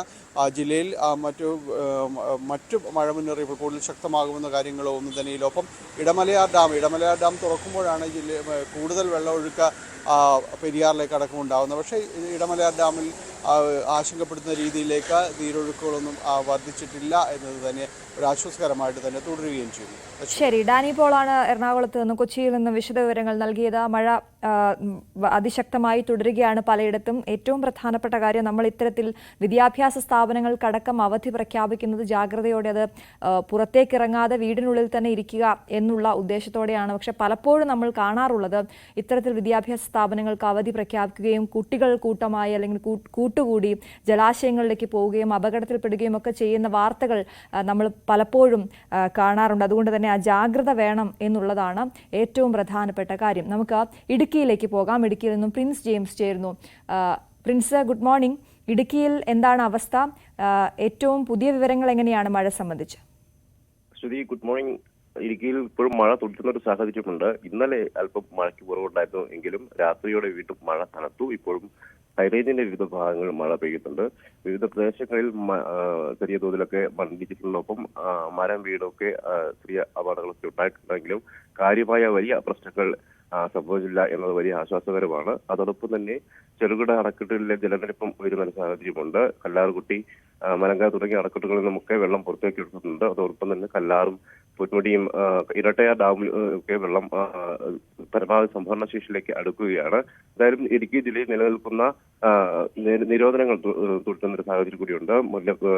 ഗ്യാപ് റോഡിലൂടെ പകൽ സമയത്തും യാത്ര അനുവദിക്കുന്നില്ല. കഴിഞ്ഞ വർഷങ്ങളിലും മുൻ വർഷങ്ങളിലൊക്കെ വലിയ തോതിൽ മണ്ണിടിച്ചിലുണ്ടാകുകയും വലിയ അപകടങ്ങളൊക്കെ ഗ്യാപ് റോഡിൽ ഉണ്ടായിട്ടുണ്ട്. അതുകൊണ്ട് തന്നെയാണ് ഇപ്പോൾ മമ്മൂട്ടി ഗ്യാപ് റോഡിലുള്ള യാത്ര നിരോധിച്ചിരിക്കുന്നത്. പ്രത്യേകിച്ചും ദേവികുളം മുതൽ ചിന്നക്കല പവർ ഹൗസ് സമീപം വരെയുള്ള പ്രദേശത്തെ കൂടിയുള്ള യാത്രയാണ് നിരോധിച്ചിരിക്കുന്നത്. അതോടൊപ്പം രാത്രികാല യാത്രയും ഹൈറേഞ്ചിലൂടെയുള്ള രാത്രികാല യാത്രയ്ക്കും നിരോധനം ഇന്നലെയും ഉണ്ടായിരുന്നു. ഇതാണ് ഇന്ന് സ്കൂളുകൾക്ക് അവധി നൽകിയിട്ടുണ്ട്. കഴിഞ്ഞ ദിവസങ്ങളിലേക്ക് കനത്ത മഴയുടെ സാഹചര്യത്തിലാണ് ഇന്ന് സ്കൂളുകൾക്ക് അവധി നൽകിയിരിക്കുന്നത്. അതിശക്തമായ മഴയ്ക്കൊപ്പം വലിയ തോതിൽ കാറ്റും വീശുന്നത് വലിയ ആശങ്കയ്ക്ക് ഇടയാക്കുന്നുണ്ട്. അതുതന്നെ മരങ്ങൾ ഒടിഞ്ഞു വീഴുന്നതിനും റോഡുകളിലേക്കൊക്കെ മരം ഒടിഞ്ഞു വീഴുന്നതിനൊക്കെ ഇടയാക്കുന്നു. കഴിഞ്ഞ ദിവസങ്ങളിലൊക്കെ വലിയ തോതിൽ നിരവധി പ്രദേശങ്ങൾക്ക് മരം ഒടിഞ്ഞു വീണുള്ള അപകടങ്ങൾ ഉണ്ടാവുകയും ഗതാഗതം തടസ്സപ്പെടുകയും വീടുകൾക്ക് മുകളിലേക്ക് മരം ഒടിഞ്ഞു വീണ അപകടങ്ങൾ സംഭവിക്കുകയും ചെയ്ത സാഹചര്യം കൂടി ഉണ്ടായിരുന്നു. അശ്വതി. പ്രിൻസ്, അതുപോലെ തന്നെ ഞാൻ നേരത്തെ പറയുകയായിരുന്നു, ഇത്തരത്തിൽ അവധി പ്രഖ്യാപിക്കുമ്പോൾ ഈ വിനോദസഞ്ചാര കേന്ദ്രങ്ങളിലേക്ക് പോവുക, അത്തരത്തിലുള്ള കാര്യങ്ങളിലേക്കൊക്കെ നമ്മൾ മലയാളികൾ അങ്ങനെ പോകാറുണ്ട്. അതിനും അവിടെ വിലക്ക് ഏർപ്പെടുത്തിയിട്ടുണ്ടല്ലോ അല്ലേ? പ്രത്യേകിച്ച് മലയോര മേഖലയിലൊക്കെ ജാഗ്രതാ നിർദ്ദേശമുണ്ട്, വിനോദസഞ്ചാര കേന്ദ്രങ്ങൾ അടച്ചിടുന്നു എന്ന് പറയുന്നു. അതിനെ സംബന്ധിച്ചുള്ള വിശദ വിവരങ്ങൾ എങ്ങനെയാണ്? അശ്വതി, നിലവിൽ ഇടുക്കിയിലേക്കുള്ള വിനോദസഞ്ചാരത്തിന് നിരോധനം ഏർപ്പെടുത്തിയിട്ടുണ്ട്, വിലക്ക് ഏർപ്പെടുത്തിയിട്ടുണ്ട്. പ്രധാന കേന്ദ്രങ്ങളിലേക്കൊന്നും കാര്യമായ സഞ്ചാരികൾ എത്തുന്ന ഒരു സാഹചര്യമില്ല. എങ്കിൽ പോലും സഞ്ചാരികളിൽ ചിലരെങ്കിലും ഇങ്ങനെ ഇത്തരത്തെ സംഭവങ്ങളിൽ ഇത്തരം സാഹചര്യങ്ങളിലൊക്കെ ഇടുക്കിയിലേക്ക് പ്രത്യേകിച്ചും മലയാളികളാണ് എത്തുന്ന ഒരു അവസ്ഥയുണ്ട്. പക്ഷേ അതോടൊപ്പം തന്നെ അറിയാതെ ഇപ്പോൾ അന്യ സംസ്ഥാനങ്ങളിൽ നിന്ന് തമിഴ്നാട് പോലുള്ള സ്ഥലങ്ങളിൽ നിന്നൊക്കെ അറിയാതെ ഈ മഴയുടെ സാഹചര്യങ്ങളൊക്കെ കൃത്യമായി അറിയാതെ എത്തുന്നവരുണ്ട്. എന്തായാലും ഇപ്പോൾ ഓഫ് സീസൺ ആയെന്നുള്ളത് കൊണ്ട് തന്നെ വലിയ തോതിലുള്ള സഞ്ചാരികൾ തിരക്ക് കഴിഞ്ഞ കുറേ ദിവസങ്ങളായി അനുഭവപ്പെടുന്നില്ല. എന്നാലും സഞ്ചാരികൾ എത്തുന്നുണ്ടായിരുന്നു. ഈ കഴിഞ്ഞ ദിവസങ്ങളിൽ ഇപ്പോൾ രാമക്കൽമേള അടക്കം കാറ്റും കൂടുതലായി വീശുന്ന പ്രദേശങ്ങളിലൊക്കെ ആളുകളെ കയറ്റിവിടുന്നതിന് നിയന്ത്രണം നിരോധിച്ചിട്ടുണ്ട്. ആളുകളെ കയറ്റിവിടുന്നില്ല. വലിയ കാറ്റും ഈ മഴയ്ക്കൊക്കെ വലിയ കാറ്റും അനുഭവപ്പെടുന്ന ഒരു സാഹചര്യം കൂടിയുണ്ട്. ഇതോടൊപ്പം തന്നെ സഞ്ചാരികളെ ജീപ്പ് സഫാരി അടക്കമുള്ള സാഹചര്യങ്ങളിൽ നിന്ന് വിലക്കുന്ന അവസ്ഥ കൂടിയുണ്ട്. പ്രത്യേകിച്ചും വലിയ മൺപാതകൾ കൂടിയൊക്കെ പോകുമ്പോൾ വലിയ അപകടങ്ങൾക്ക് സാധ്യതയുള്ളതിനാലാണ് ഇത്തരത്തിലുള്ള നിരോധനങ്ങൾ ഏർപ്പെടുത്തിയിരിക്കുന്നത്. അതോടൊപ്പം ഈ പുഴയോരങ്ങളിലേക്കും വെള്ളച്ചാട്ടങ്ങളിലേക്കും ഒക്കെ കടക്കരുന്ന നിർദ്ദേശങ്ങളും നൽകിയിരിക്കുന്നു. ഇത്തരം മഴ പെയ്യുന്ന സാഹചര്യങ്ങളിലൊക്കെ വലിയ തോതിലുള്ള അപകടങ്ങൾ ഈ പ്രദേശങ്ങൾക്ക് സംഭവിക്കാനുള്ള ഇടയുണ്ട്. അതുകൊണ്ട് തന്നെയാണ് ഇത്തരത്തിലുള്ള നിർദ്ദേശങ്ങളും നൽകിയിരിക്കുന്നത്. എന്തായാലും കൃത്യമായ ഒരു നിർദ്ദേശങ്ങൾ ജില്ലാ ഭരണകൂടം നൽകുകയും അതനുസരിച്ചുള്ള നടപടികൾ സ്വീകരിക്കാൻ ഉദ്യോഗസ്ഥർ നിർദ്ദേശിക്കുകയും ചെയ്തിട്ടുണ്ട്. ആവശ്യമെങ്കിൽ കൂടുതൽ നിരോധനങ്ങൾ ഏർപ്പെടുത്തേണ്ട സാഹചര്യത്തിലേക്ക് കടന്നിരിക്കും. വരുന്ന ദിവസങ്ങളിലൊക്കെ മഴ ഈ സാഹചര്യത്തിൽ തുടരുകയാണ്. പൂർണ്ണമായ ഒരു നിരോധനത്തിലേക്ക് പ്രത്യേകിച്ച് വിനോദസഞ്ചാര മേഖലയിൽ ഏർപ്പെടുത്തേണ്ട അവസ്ഥയിലേക്ക് എത്തും. അതോടൊപ്പം ആളുകളെ ആവശ്യമെങ്കിൽ മാറ്റിപ്പാർപ്പിക്കുന്ന അടക്കമുള്ള നടപടികളും ജില്ലാ ഭരണകൂടം സ്വീകരിക്കും. ശരി, പ്രിൻസ് ജെയിംസ് ആണ് ഇടുക്കിയിൽ നിന്ന് വിശദവിവരങ്ങൾ നൽകിയത്. നമുക്ക് നിരവധി കമന്റുകൾ യൂട്യൂബിൽ വരുന്നുണ്ട്. മഴയുമായി ബന്ധപ്പെട്ട് തന്നെയാണ്. തിരുവനന്തപുരത്ത് അവധിയുണ്ടോ? അവധി വെക്കൂ പ്ലീസ് എന്ന് പറയുന്നുണ്ട്. തിരുവനന്തപുരത്ത് ഇപ്പോൾ മഴ പെയ്യുന്നുണ്ടോ, ശക്തമായിട്ട് പെയ്യുന്നുണ്ടോ എന്നുള്ളതാണ് ഒരു ചോദ്യം. മറ്റൊന്ന് അച്ചു പറയുന്നു, എറണാകുളത്ത് ഭയങ്കര മഴയാണെന്ന് പറയുന്നുണ്ട്. സലീന പറയുന്നു, എറണാകുളത്ത് അവധിയുണ്ടോ എന്ന്. അവധി ഇതുവരെ എറണാകുളത്ത് പ്രഖ്യാപിച്ചിട്ടില്ല. ലക്ഷ്മി പറയുന്നു, എറണാകുളത്ത് ഹെവി റെയിൻ ആണുള്ളതെന്ന്. പൂജയും പറയുന്നു, എറണാകുളത്ത് ഭയങ്കര മഴയാണ് എന്ന്. അപ്പോൾ എന്തായാലും ഡാനി നേരത്തെ എറണാകുളത്ത് നിന്ന് റിപ്പോർട്ട് ചെയ്തപ്പോൾ, കൊച്ചിയിൽ നിന്ന് റിപ്പോർട്ട് ചെയ്തപ്പോൾ പറഞ്ഞത് ഒരു ഇടവേള എടുത്താണ് മഴ പെയ്യുന്നത്, അതുകൊണ്ട് വലിയ വെള്ളക്കെട്ടൊന്നും ഇല്ല എന്ന് പറയുന്നത്. അപ്പോൾ മടി പിടിച്ചിരിക്കാതെ സ്കൂളിൽ പോകുന്നതല്ലേ നല്ലത് എന്നുള്ളതാണ്. എന്തായാലും നമുക്ക് ആലപ്പുഴയിലേക്കൊന്ന് പോകാം. ആലപ്പുഴയിൽ നിന്നും ശരണ്യ സ്നേഹജൻ ചേരുന്നു. Saranya, very good morning. Alappuzha വിദ്യാഭ്യാസ സ്ഥാപനങ്ങൾക്ക് അവധി പ്രഖ്യാപിച്ചിരിക്കുന്ന 8 ജില്ലകളിൽ ഒരു ജില്ലയാണ്. എങ്ങനെ ഇപ്പോൾ മഴയുണ്ടോ അവിടെ? എന്താണ് വിശദാംശം? അശ്വതി, ആലപ്പുഴ ജില്ലയിൽ നേരിയ ചാറ്റൽ മഴ രാവിലെ ഉണ്ട്. ഇന്നലെ വൈകിട്ടൊക്കെ മഴയുണ്ടായിരുന്നു. പക്ഷെ ഇന്നിപ്പോ മഴയ്ക്കൊരു ആശ്വാസമായിട്ടുണ്ട്. നേരിയ ചാറ്റൽ മഴ മാത്രമാണ് ഇടയ്ക്ക് ഉണ്ടാവുന്നത്. എന്തായാലും താഴ്ന്ന പ്രദേശങ്ങളിലൊക്കെ വെള്ളം കയറുന്ന സാഹചര്യമുണ്ട്. അതായത് മഴയെ തുടർന്ന് പമ്പയാറിന്റെ തീരപ്രദേശങ്ങളിലുള്ള എടത്വ, വിയ്യപുരം, ഒപ്പം തന്നെ തലവടി പഞ്ചായത്തുകളിലെ താഴ്ന്ന പ്രദേശങ്ങൾ, അവിടെ ചെറിയ വെള്ളക്കെട്ടുകൾ രൂപപ്പെട്ടിട്ടുണ്ട് എന്നതിനപ്പുറത്തേക്ക് വലിയ തോതിലുള്ള ഒരു പ്രശ്നങ്ങളിലേക്ക് കാര്യങ്ങളൊന്നും എത്തിയിട്ടില്ല. ആലപ്പുഴയിൽ ദുരിതാശ്വാസ ക്യാമ്പുകൾ തുറന്നിട്ടില്ല. മാത്രമല്ല ഇപ്പോൾ ജലനിരപ്പെങ്കിലും അപകടകരമായ സാഹചര്യത്തിലേക്ക് ഉയർന്നൊരു ഘട്ടത്തിലേക്കൊന്നും എത്തിയില്ല. കഴിഞ്ഞ ദിവസങ്ങളിലെ മഴ, ഇനി കിഴക്കൻ മേഖലകളിലൊക്കെ മഴ തുടർന്നാൽ ഒരുപക്ഷെ പമ്പ, ചെങ്കോവിൽ ആറുകളിലേക്ക് ജലനിരപ്പ് ഉയരാനുള്ള സാധ്യതയുണ്ട്. എന്തായാലും നിലവിൽ വലിയ മോശകരമായ സാഹചര്യം ഒന്നും ഇല്ല എന്ന് തന്നെ നമുക്ക് പറയാം. താഴ്ന്ന പ്രദേശങ്ങളിൽ വെള്ളക്കെട്ടുകൾ രൂപപ്പെട്ടിട്ടുണ്ട്. എന്നാലും ഇന്ന് ജില്ലയിൽ വിദ്യാഭ്യാസ സ്ഥാപനങ്ങൾക്ക് അവധിയാണ്. കഴിഞ്ഞ കുറച്ച് ദിവസങ്ങളായി ഈ മഴയെ തുടർന്ന് പലയിടങ്ങളിലും അപകടങ്ങൾ സംഭവിക്കുന്നുണ്ട്. മരങ്ങൾ കടപുഴകി വീണ് അടക്കം കഴിഞ്ഞ ദിവസം ഒരു ഭാര്യയ്ക്കും ഭർത്താവിനും ഗുരുതരമായി പരിക്കേൽക്കുന്ന സാധ്യതയുണ്ട്. അപ്പൊ അത്തരത്തിലുള്ള അപകടങ്ങളൊക്കെ ഒഴിവാക്കാനും ഒക്കെ കണക്കുകൂട്ടി തന്നെ ഇന്ന് ജില്ലാ ഭരണകൂടം വിദ്യാഭ്യാസ സ്ഥാപനങ്ങൾക്ക്, പ്രത്യേകിച്ച് കുട്ടികളൊക്കെ പോകുന്ന വഴികളിൽ വെള്ളക്കെട്ടുകളൊക്കെ രൂപപ്പെട്ടിട്ടുള്ളതുകൊണ്ട് തന്നെ വിദ്യാഭ്യാസ സ്ഥാപനങ്ങൾ അവധി പ്രഖ്യാപിച്ചിട്ടുണ്ട്. ജില്ലയിൽ മുഴുവൻ ഇന്ന് അവധിയാണ്. ഒപ്പം NDRF സംഘം എത്തിയിട്ടുണ്ട്. കാരക്കോടത്തുള്ള NDRF സംഘം എത്തി ഈ തലവടിയിലും എടത്തുവിലുമൊക്കെയുള്ള ഈ വെള്ളം കയറിയ താഴ്ന്ന പ്രദേശങ്ങളിൽ അവരെ സന്ദർശനം നടത്തിയിട്ടുണ്ട്. ആരും NDRF സംഘം ക്യാമ്പ് ചെയ്തിട്ടുണ്ട്. എന്തെങ്കിലും ഒരു കാര്യം വന്നാൽ ഒരു പ്രിക്കോഷൻ എന്നുള്ള രീതിയിൽ അവര് അവിടെ എത്തി സ്ഥലങ്ങൾ സന്ദർശിച്ച ശേഷം അവർ ക്യാമ്പിലേക്ക് മടങ്ങിയിട്ടുണ്ട്. എന്തായാലും നിലവിലൊരു ഗുരുതരമായ സാഹചര്യം ഒന്നും ആലപ്പുഴ ജില്ലയിൽ ഇല്ല. താഴ്ന്ന പ്രദേശങ്ങളിൽ വെള്ളമുണ്ട് മഴയെ തുടർന്ന്. അതാണ് ശരണ്യ, ഈ കുട്ടനാടിന്റെ അവസ്ഥ എന്താണ് ഇപ്പോൾ? ഈ നിർത്താതെ മഴ പെയ്യുമ്പോൾ അവിടെ വെള്ളം പോകുന്ന ഒരു സാഹചര്യം ഉണ്ടല്ലോ, അവിടുത്തെ ദുരവസ്ഥ എങ്ങനെയാണ് ആളുകളുടെ?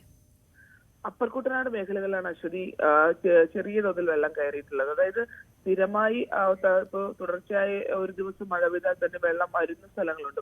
പ്രത്യേകിച്ച് ഈ അപ്പർ കുട്ടനാട്ടിലെ പമ്പയാറിന്റെ തീരപ്രദേശങ്ങളാണ് അത്തരത്തിലൊരു പ്രശ്നം ഉണ്ടാകുന്നത്. ആ താഴ്ന്ന പ്രദേശങ്ങളിൽ വെള്ളം കയറിയിട്ടുണ്ടാകും. അതിൽ കൈനഗിരിയൊക്കെ അടക്കമുള്ള പ്രദേശങ്ങൾ അവിടെ സാധാരണഗതിയിൽ ഏറ്റവും ആദ്യം കുട്ടനാട്, അപ്പർ കുട്ടനാടല്ല അല്ലാത്ത കുട്ടനാടൻ മേഖലകളാണ്. അവിടെ വെള്ളം കയറേണ്ടതാണ്. പക്ഷെ നിലവിലത്തെ സാഹചര്യത്തിൽ റോഡുകളൊക്കെ സഞ്ചാരയോഗ്യമാണ്, മറ്റ് പ്രശ്നങ്ങളില്ല. ചെറിയ തോതിൽ വളരെ താഴ്ന്ന പ്രദേശങ്ങളിൽ വെള്ളം കയറിയിട്ടുണ്ടതിനപ്പുറത്തേക്ക് മറ്റ് ഇടങ്ങളിൽ അത്ര പ്രതിസന്ധി ഈ കൈനഗിരി ഉൾപ്പെടെയുള്ള സ്ഥലങ്ങളിൽ ആദ്യം കൈനഗിരിയിലാണ് വെള്ളം വരേണ്ടത്. അവിടെ അത്തരത്തിൽ പ്രശ്നങ്ങൾ ഇല്ല എന്നുള്ളതാണ്. വഴികളൊക്കെ തന്നെ സഞ്ചാരയോഗ്യവുമാണ്. ഒപ്പം ഈ പറഞ്ഞ പോലെ പമ്പയാറിന്റെ തീരപ്രദേശങ്ങൾ, അത് ഈയപുരം പഞ്ചായത്തിന്റെ ചില ഇടങ്ങൾ തീരപ്രദേശങ്ങൾ, ഒപ്പം തന്നെ തലവടി പഞ്ചായത്തിന്റെ ചില വാർഡുകൾ, അങ്ങനെ എടത്വ അത്തരം സ്ഥലങ്ങളിലൊക്കെയാണ് നേരിയ തോതിൽ വെള്ളം കയറിയിട്ടുള്ളത്. ആ വെള്ളം അത് പെയ്ത്ത് വെള്ളമാണ്. അതായത് ജലാശയങ്ങളിൽ നിന്ന് ഉയർന്നു വന്ന വെള്ളമല്ല, മറിച്ച് പെയ്ത്ത് വെള്ളമാണ് ആ പ്രദേശത്തുള്ളത്. എവിടെയും ജലാശയങ്ങൾ കവിയുന്ന ഒരു സാഹചര്യം ഇല്ല അശ്വതി. ആ ഒരു ഘട്ടത്തിലേക്ക് എത്തിയിട്ടില്ല. എന്തായാലും വരുന്ന ദിവസങ്ങൾ, അതായത് കിഴക്കൻ മേഖലകളിൽ പ്രത്യേകിച്ച് ആദ്യം വെള്ളം എത്തുക ഈ പത്തനംതിട്ട, ഇടുക്കി തുടങ്ങിയ കിഴക്കൻ മേഖലകളിൽ തോരാതെ പെയ്ത മഴയാണെങ്കിൽ സ്വാഭാവികമായും വെള്ളം ഒഴുകി പുറന്തള്ളുന്നത് തോട്ടപ്പള്ളി സ്പിൽവേയും തണ്ണീർമുക്കം ബണ്ട് വഴിയാണ്. അതുകൊണ്ട് തന്നെ ആ ജലം ഇവിടെ ഒഴുകിയെത്തുകയാണെങ്കിൽ ഈ പറഞ്ഞ രീതിയിലുള്ള പ്രതിസന്ധി. എന്നാലും മഴയുണ്ടെങ്കിൽ പോലും ഞാൻ നേരത്തെ സൂചിപ്പിച്ചതുപോലെ തന്നെ ഇടവേളകളുള്ള മഴയാണ്, നിർത്താതെയുള്ള മഴയില്ല. അതുകൊണ്ട് തന്നെ അത്തരത്തിലൊരു വലിയ പ്രതിസന്ധി ഒന്നും രൂപപ്പെടുന്നില്ല എന്നുള്ളതാണ്. എന്തായാലും വരും ദിവസങ്ങളിൽ മറ്റ് കിഴക്കൻ മേഖലകളിലും മഴ ശക്തി പ്രാപിച്ചില്ലെങ്കിൽ അത്ര പ്രതിസന്ധി ആലപ്പുഴ ഉണ്ടാവില്ല. പക്ഷെ അവിടെ ശക്തി പ്രാപിച്ചാൽ പറഞ്ഞതുപോലെ എല്ലായിടങ്ങളിലും പ്രത്യേകിച്ച് ഒഴുകി നീങ്ങുന്ന പ്രദേശങ്ങൾ, തീരപ്രദേശങ്ങളിലാണ് ഈ പ്രശ്നം കൂടുതലായി ഉണ്ടാകുന്നത്. കഴിഞ്ഞ ഒരു മഴക്കാലത്തും അത്തരത്തിൽ പമ്പയാന തീരപ്രദേശങ്ങളിലെ താഴ്ന്ന പഞ്ചായത്തുകളിലെ വാർഡുകളിലാണ് ഈ വെള്ളം കയറിയിരുന്നത്. അപ്പോഴും കൈനഗിരി അടക്കമുള്ള പ്രദേശങ്ങളിൽ വലിയ പ്രതിസന്ധി ഇല്ലായിരുന്നു. നിലവിൽ ദുരിതാശ്വാസ ക്യാമ്പുകളൊന്നും തുറന്നിട്ടില്ല ജില്ലയിൽ. അശ്വതി, ശരി. ശരണ്യ സ്നേഹജനാണ് ആലപ്പുഴയിൽ നിന്ന് വിശദവിവരങ്ങൾ നൽകിയത്. ആലപ്പുഴയിലും ഇന്ന് അവധിയാണ് വിദ്യാഭ്യാസ സ്ഥാപനങ്ങൾക്ക്. നമുക്ക് കോട്ടയത്തേക്ക് പോകാം. കോട്ടയത്തും ജി ശ്രീജിത്ത് ചേരുന്നുണ്ട് വിവരങ്ങളുമായി. ശ്രീജിത്ത്, കോട്ടയത്തെ അവസ്ഥ എന്താണ്? കോട്ടയത്തും ഇന്ന് അവധി പ്രഖ്യാപിച്ചിട്ടുണ്ടല്ലോ. അശ്വതി, രാത്രി ഏതാണ്ട് എല്ലാ താലൂക്കുകളിലും ശക്തമായ മഴ ഉണ്ടായിരുന്നു എന്നുള്ളതാണ് ജില്ലാ ഭരണകൂടം അറിയിക്കുന്നത്. അതേസമയം നദികളുടെ ജലനിരപ്പ് അപകട നിലയിലേക്ക് എവിടെയും എത്തിയതായിട്ടുള്ള വിവരം ഇതുവരെയും നൽകിയിട്ടുമില്ല. എന്തായാലും കഴിഞ്ഞ കുറെ ദിവസങ്ങളായി തുടരുന്നത് അതിശക്തമായ കാറ്റാണ്. ഈ കാറ്റാണ് വലിയ പ്രതിസന്ധിയായി മാറുന്നത്. കോട്ടയം നഗരത്തിന് സമീപ പ്രദേശങ്ങൾ, പാലായോട് ചേർന്ന പ്രദേശങ്ങൾ, രാമപുരം, അങ്ങനെ വിവിധ മേഖലകളിൽ അതിശക്തമായ കാറ്റടിക്കുകയും നിരവധി വീടുകൾക്ക് കേടുപാട് സംഭവിക്കുകയും ചെയ്തിട്ടുണ്ട്. ഒപ്പം തന്നെ പല സ്ഥാപനങ്ങളുടെ മുകളിലേക്കും വാഹനങ്ങളുടെ മുകളിലേക്കും ഒക്കെ മരങ്ങൾ വീഴുന്നു എന്നുള്ളതാണ് ഏറ്റവും ദുരിതപൂർണമായ ഒരു അപകടം നിറഞ്ഞൊരു സാഹചര്യമുള്ളത്. ഇതെല്ലാം മുന്നിൽ കണ്ടുകൊണ്ടാണ് സാധാരണ റെഡ് അലർട്ട് ഒക്കെ പ്രഖ്യാപിക്കുമ്പോഴാണ് അവധി പ്രഖ്യാപിക്കാറുള്ളത്. ഇത് വെള്ളം കയറി ഒരു ദുരിതം എന്നുള്ളതിനപ്പുറത്തേക്ക് അതല്ലാതെ മറ്റ് പ്രശ്നങ്ങളാണ് ഇവിടെ ദുരിതം വിതയ്ക്കുന്നത് എന്നുള്ളതാണ് ഇത്തവണയും എടുത്ത് പറയാനുള്ളത്. 2 ആഴ്ച മുമ്പ് പെയ്ത മഴയിലും സമാനമായ സാഹചര്യമാണുള്ളത്. കോട്ടയം താലൂക്കിൽ 3 ദുരിതാശ്വാസ ക്യാമ്പുകൾ ഇതുമായി ബന്ധപ്പെട്ട് തുടങ്ങിയിട്ടുണ്ട്. എന്തായാലും ഈ ടൂറിസം മേഖലകളിലേക്ക് ഇലവീഴ, പൂഞ്ചിറ, ഇല്ലിക്കൽ കല്ല്, മാർമല അരുവി തുടങ്ങിയ ടൂറിസം കേന്ദ്രങ്ങളിലേക്കുള്ള നിരോധനം ഏർപ്പെടുത്തിയിട്ടുണ്ട്. ഖനനത്തിന് നിരോധനമുണ്ട്. ഒപ്പം തന്നെ ഈരാറ്റുപേട്ട വാഗമൺ റോഡിൽ രാത്രി യാത്രയ്ക്ക് നിരോധനം ഉണ്ട്. അശ്വതി, ശരി. ജി ശ്രീജിത്താണ് കോട്ടയത്ത് നിന്നും വിവരങ്ങൾ നൽകിയത്. അപ്പോൾ ഒരുപാട് പേര് ഇന്ന് രാവിലെ എഴുന്നേറ്റ് വരുമ്പോൾ ഇന്നലെ രാത്രി ഇനി അവധി പ്രഖ്യാപിച്ചിട്ടുണ്ടോ എന്നൊക്കെ നോക്കാനായിട്ട് TV-യിലും സോഷ്യൽ മീഡിയയിലും ഒക്കെ ആളുകളുണ്ട്. അപ്പോൾ നമ്മുടെ യൂട്യൂബിൽ ആളുകൾ ചോദിച്ചുകൊണ്ടിരിക്കുന്നുണ്ട്. ഒരുപാട് പേരുടെ കമൻറ്റ് വരുന്നുണ്ട്. യാദവ് കൃഷ്ണ ചോദിക്കുന്നു, എറണാകുളത്ത് മഴയാണെന്ന് പറയുന്നു, പക്ഷെ രക്ഷയില്ല, എറണാകുളത്ത് അവധി പ്രഖ്യാപിച്ചിട്ടില്ല. ജയേഷ് ചോദിക്കുന്നു ലീവാണോ എന്ന്. എവിടെയാ ജയ്ഷ ലീവാണോ എന്ന് ചോദിക്കുന്ന സ്ഥലം പറഞ്ഞിട്ടില്ല. ഒപ്പം NR ചോദിക്കുന്നു പത്തനംതിട്ടയിൽ അവധിയില്ലേ? അവധിയില്ല. പത്തനംതിട്ടയിൽ മഴയുണ്ടോ എന്നുള്ളതാണ്. മഴയില്ലാത്തതുകൊണ്ടായിരിക്കും അവിടെ അവധി പ്രഖ്യാപിച്ചിട്ടില്ല. മലപ്പുറം ഉണ്ടോ എന്ന് സഹദ് സോന് ചോദിക്കുന്നു. മലപ്പുറത്തും ഇല്ല. മലപ്പുറത്ത് ഇതുപോലെ അവധിയുണ്ട് എന്നൊക്കെ പറഞ്ഞുകൊണ്ട് പല വ്യാജ വാർത്തകളും വന്നിരുന്നു. പക്ഷെ അവധി ഇതുവരെ പ്രഖ്യാപിച്ചിട്ടില്ല. മറ്റൊന്ന്, മലപ്പുറത്ത് ഓറഞ്ച് അലർട്ടാണ്. അതുകൊണ്ട് ജാഗ്രത തുടരണം. നമ്മുടെ സുരക്ഷ നമ്മുടെയും കൂടി ഉത്തരവാദിത്തമാണ് എന്ന് എല്ലാവരും ഓർക്കുക. കനത്ത മഴയെ തുടർന്ന് പല ഡാമുകളുടെയും ഷട്ടറുകൾ തുറന്നിട്ടുണ്ട്. നമുക്ക് മലങ്കര അണക്കെട്ടിന്റെ 6 ഷട്ടറുകളും തുറന്നതിന്റെ ആകാശ ദൃശ്യം ഒന്ന് കണ്ടുവരാം.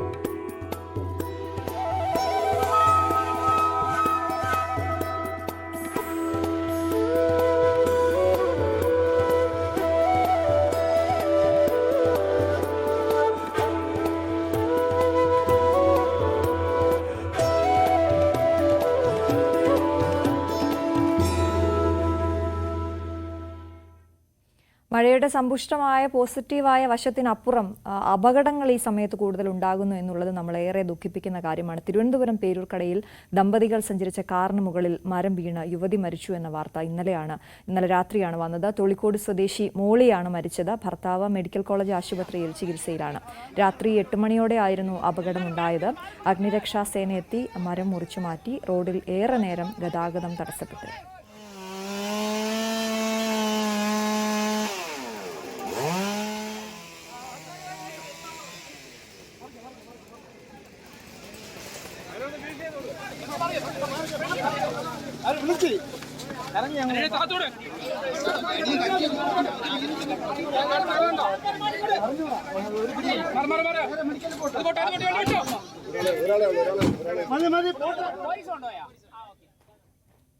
ഇത്തരത്തിലുള്ള അപകടങ്ങൾ ഈ മഴയത്ത് നമുക്ക് കാണേണ്ടി വരുന്നു എന്നുള്ളതാണ്. പ്രത്യേകിച്ച് ഇരുചക്ര വാഹന യാത്രക്കാർ ഈ റോഡ് മഴ പെയ്ത് തെന്നിക്കിടക്കുകയായിരിക്കും. അതുകൊണ്ട് തന്നെ അതിവേഗത്തിലേക്ക് നമുക്ക് വേണ്ട ഇടത്തേക്ക് എത്താനുള്ളൊരു പാച്ചിൽ നമുക്ക് പലപ്പോഴും നമ്മൾ കാണുന്നതാണ്. അതുകൊണ്ട് എല്ലാവരും ജാഗ്രത പാലിക്കുക എന്നുള്ളത് ഞാൻ ഒന്നുകൂടി ഓർമ്മിപ്പിക്കുകയാണ്. മറ്റ് പ്രധാനപ്പെട്ട വാർത്തകളിലേക്ക് നമുക്ക് എത്താം ഒരു ചെറിയ ഇടവേളയ്ക്ക് ശേഷം.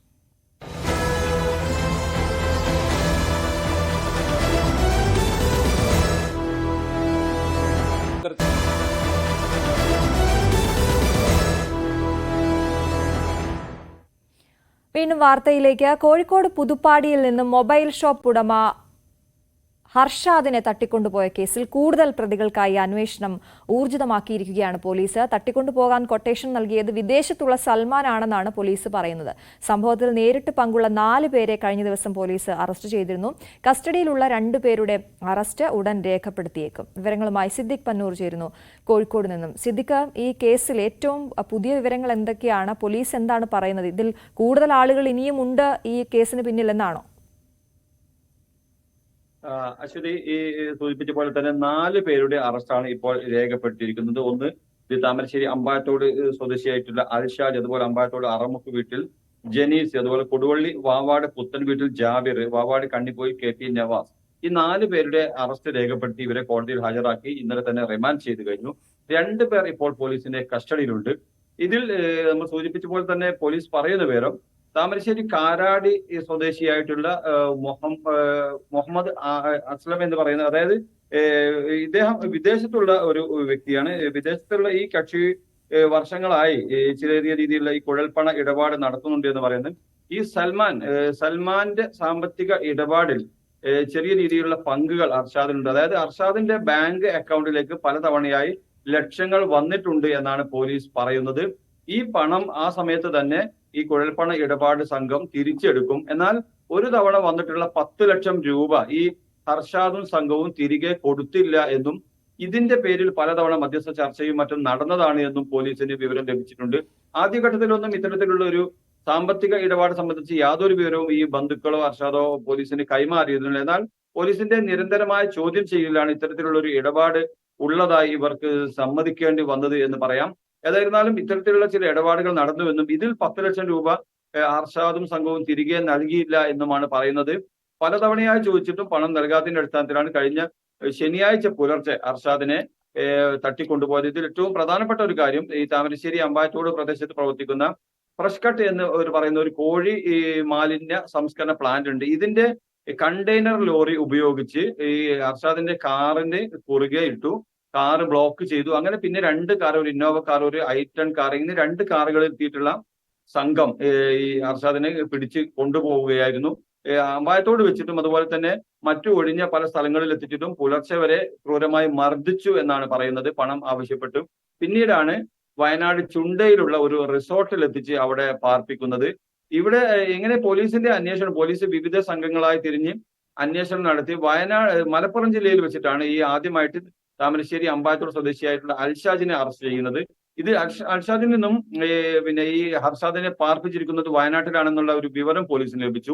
തുടർന്ന് ഈ അൽഷാജിനെയുമായി പോലീസ് വയനാട്ടിലേക്ക് പുറപ്പെട്ട് കഴിഞ്ഞ സമയത്താണ് ഈ ഹർഷാദിനെ വയനാട്ട് വൈത്തിരിയിൽ ഇറക്കി വിടുന്നത്. കാരണം അൽഷാജ് പോലീസ് പിടിയിലായി എന്നും ഇനി തങ്ങളിലേക്ക് അന്വേഷണം എത്തുമെന്ന് ഈ സംഘം മനസ്സിലാക്കിയെന്നാണ് പറയാൻ കഴിയുക. ഏതായിരുന്നാലും അർഷാദ് വീണ്ടും താമരശ്ശേരിയിൽ എത്തി പോലീസിന് മൊഴി നൽകി. ഇതിന്റെ അടിസ്ഥാനത്തിലാണ് ഇപ്പോൾ അന്വേഷണം നടന്നുകൊണ്ടിരിക്കുന്നത്. ഈ മുഹമ്മദ് സൽമാൻ എന്ന് പറയുന്ന താമരശ്ശേരി സ്വദേശിയുടെ പല ബന്ധുക്കൾക്കും ഈ തട്ടിക്കൊണ്ടുപോകലിൽ പങ്കുണ്ട് എന്നും പോലീസ് പറയുന്നു. ഇവരൊക്കെ ഇപ്പോൾ ഒളിവിലാണ് എന്നാണ് പോലീസ് നമുക്ക് നൽകുന്ന വിവരം. ഏതായിരുന്നാലും വിശദമായ അന്വേഷണം ഈ വിഷയത്തിൽ നടക്കുന്നുണ്ട്. താമരശ്ശേരി ഇൻസ്പെക്ടർ സായൂജ് കുമാർ, അതുപോലെ ഡിവൈഎസ്പി പ്രമോദ് എന്നിവരുടെ നേതൃത്വത്തിലാണ് അന്വേഷണം നടക്കുന്നത്.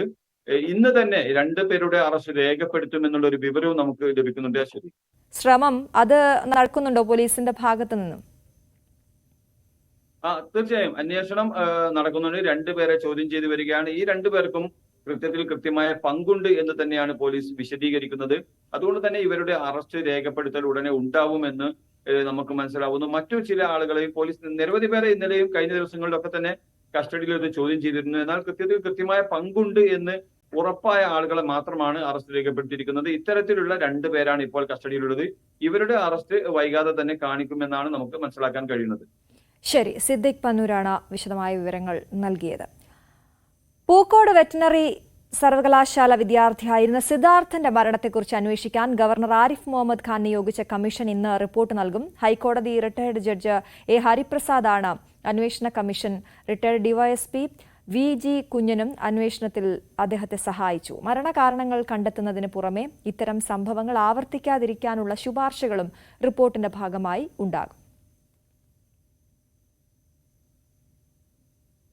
ഏറെ ചർച്ച ചെയ്യപ്പെട്ട വിഷയം തിരുവനന്തപുരം ആമയിഴഞ്ചാൻ തോട്ടിൽ വീണു മരിച്ച ശുചീകരണ തൊഴിലാളി ജോയിയുടെ കുടുംബത്തിനുള്ള നഷ്ടപരിഹാരം സർക്കാർ ഇന്ന് പ്രഖ്യാപിച്ചേക്കും. രാവിലെ ചേരുന്ന മന്ത്രിസഭാ യോഗം ഇക്കാര്യം ചർച്ച ചെയ്യും. അതേസമയം മരണത്തിന് ഉത്തരവാദി ആര് എന്നതിനെ ചൊല്ലിയുള്ള രാഷ്ട്രീയ വിവാദം ഇപ്പോഴും തുടരുകയാണ്. നഗരസഭയുടെ അനാസ്ഥയാണ് കാരണമെന്നാരോപിച്ച് യൂത്ത് കോൺഗ്രസ് ഇന്ന് നഗരസഭാ ഓഫീസിലേക്ക് മാർച്ച് നടത്തും.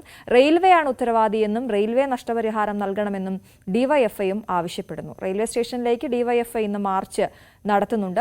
തോട് വൃത്തിയാക്കാനുള്ള നടപടികൾ ഊർജിതമാക്കാൻ മുഖ്യമന്ത്രി നാളെ യോഗം വിളിച്ചിട്ടുണ്ട്. മന്ത്രിമാർ, MLA-മാർ, മേയർ എന്നിവർക്ക് പുറമെ റെയിൽവേ ഉന്നത ഉദ്യോഗസ്ഥരും യോഗത്തിൽ പങ്കെടുക്കും. വിവരങ്ങളുമായി VV അരുണാണ് ചേരുന്നത്. Arun, good morning. ഈ പഴിചാരലുകൾക്കപ്പുറത്തേക്ക് നടപടികളാണ് വേണ്ടത്. ഇന്നിപ്പോൾ എത്ര ധനസഹായം ജോയിയുടെ കുടുംബത്തിന് ലഭിക്കുമെന്ന് നമുക്ക് മന്ത്രിസഭാ യോഗത്തിൽ നിന്നും അറിയാൻ സാധിക്കുമെന്ന് മനസ്സിലാക്കുന്നു. ഒപ്പം ഈ പ്രത്യക്ഷ സമരത്തിലേക്ക് നീങ്ങുന്നു എന്നുള്ളതും കൂടിയുണ്ടല്ലോ.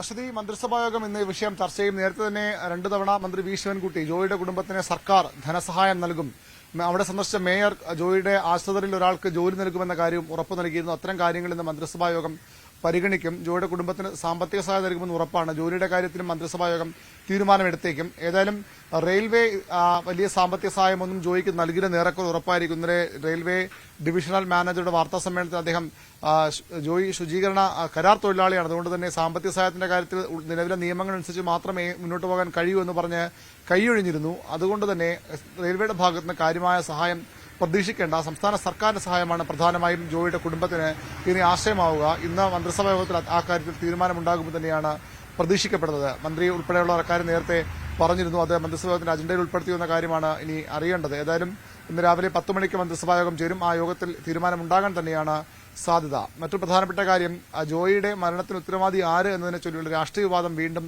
ശക്തമായി തന്നെ തുടരുകയാണ് സംസ്ഥാനത്ത്.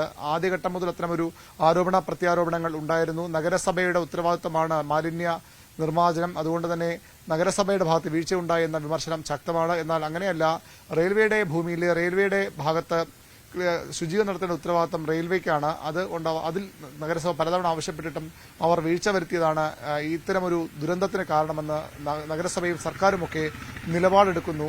റെയിൽവേക്ക് നേരത്തെ നഗരസഭയും അതുപോലെ തന്നെ ജില്ലാ കളക്ടറുമൊക്കെ നൽകിയ കത്തുകളും ഉണ്ടായിരുന്നു. ആ കത്തുകളൊക്കെ റെയിൽവേ അവഗണിക്കുകയായിരുന്നു എന്നാണ് പ്രധാനമായും ആരോപണം ഉയരുന്നത്. ഏതായാലും അത്തരം ചർച്ചകൾ ഇപ്പോൾ തുടരുന്നതിനൊപ്പം തന്നെ ഇതിലൊരു രാഷ്ട്രീയ സമരങ്ങളും ആരംഭിക്കുകയാണ്. ഇന്ന് ഡിവൈഎഫ്ഐ റെയിൽവേ ആസ്ഥാനത്തേക്ക് ആദ്യഘട്ടത്തിൽ നിന്ന് റെയിൽവേ ജോയിയുടെ കുടുംബത്തിന് നഷ്ടപരിഹാരം നൽകണം, റെയിൽവേയുടെ അനാസ്ഥയാണ് ഈ ദുരന്തത്തിന് കാരണമെന്ന നിലപാട് ഡിവൈഎഫ്ഐ സ്വീകരിച്ചതാണ്. അതിന്റെ ഭാഗമായി അവർ ഇന്ന് ഈ നഷ്ടപരിഹാരം ഉറപ്പാക്കണം, കുടുംബത്തെ സംരക്ഷണം ആവശ്യപ്പെട്ടുകൊണ്ട് railway station Thampanoor central railway സ്റ്റേഷനിലേക്ക് മാർച്ച് നടത്തുന്നുണ്ട്.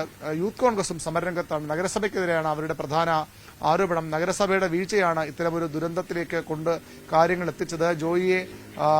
ജോയിയുടെ മരണത്തിന് കാരണവും നഗരസഭയുടെ വീഴ്ചയാണെന്ന ആരോപണമാണ് പ്രധാനമായും യൂത്ത് കോൺഗ്രസിന്റെയും അതുപോലെ കോൺഗ്രസിന്റെയും BJPയുടെയും ഒക്കെ ഭാഗത്ത് നിന്ന് ഉണ്ടാകുന്നത്. യൂത്ത് കോൺഗ്രസ് ഇന്ന് നഗരസഭയിലേക്ക് മാർച്ച് നടത്തും. അത്തരത്തിൽ ഈ രാഷ്ട്രീയ ആരോപണ പ്രത്യാരോപണങ്ങൾക്ക് അപ്പുറത്തേക്ക് ഇതൊരു പ്രത്യക്ഷ സമരത്തിലേക്കും കാര്യങ്ങൾ നീങ്ങുകയാണ്. റെയിൽവേക്കെതിരെയും നഗരസഭയ്ക്കെതിരെയും ഇന്ന് സമരങ്ങൾ ഉണ്ടാകും. അതാണ്. എന്തായാലും അരുൺ, തിരുവനന്തപുരത്ത് മഴയുണ്ടോ എന്നൊക്കെ നമ്മളോട് ആളുകൾ ചോദിക്കുന്നുണ്ട്, അവധിയുണ്ടോ എന്നൊക്കെ. ഇപ്പോൾ അരുൺ സംസാരിച്ചുകൊണ്ടിരിക്കുമ്പോൾ അവിടെ മഴ പെയ്യുന്നുണ്ടെന്ന് കാണുന്നുണ്ട്. ശക്തമായ കഴിഞ്ഞ ദിവസങ്ങളിലെ മഴ എങ്ങനെയായിരുന്നു തിരുവനന്തപുരത്ത്? അതിന്റെ വിശദാംശങ്ങൾ കൂടി നൽകാമോ?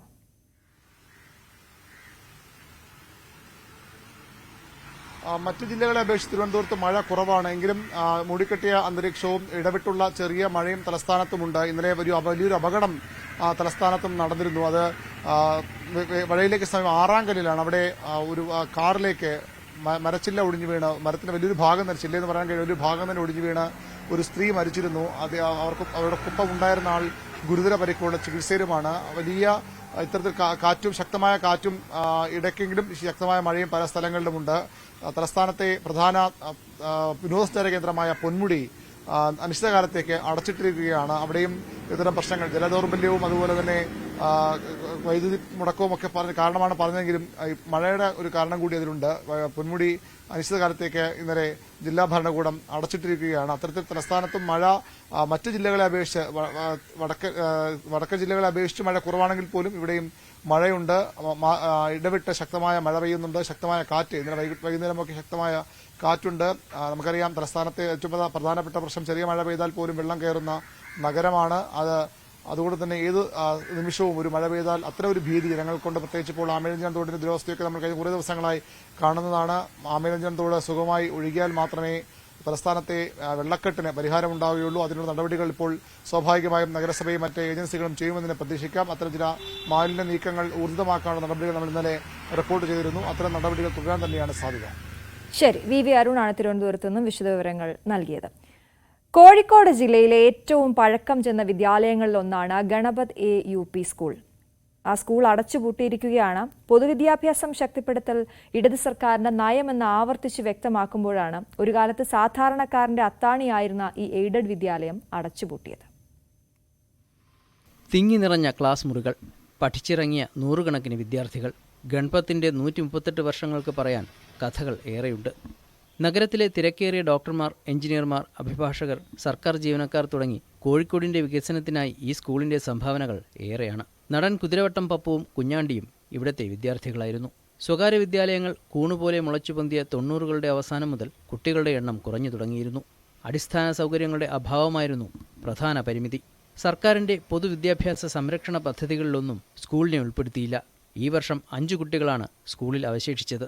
അവർ കൂടി ടി സി വാങ്ങി മറ്റ് സ്കൂളുകളിലേക്ക് പോയതോടെ സ്കൂളിന് പൂട്ടുവീണു. ഞങ്ങളിത് വാർത്ത അറിഞ്ഞ സത്യത്തില് ബേജാറാകുന്നത് ഒരു കണ്ണിൽ വെള്ളം വരുന്ന മരുന്ന് ആയിപ്പോയി. അത്രയും നമ്മളെ ചെറുപ്പത്തിലെ നമ്മൾ പഠിച്ച് വളർന്ന് ഇത്ര എത്തിയിട്ട് പെട്ടെന്ന് സുപ്രഭാതം ആകെ വിഷമം തന്നെ ആയിപ്പോയി.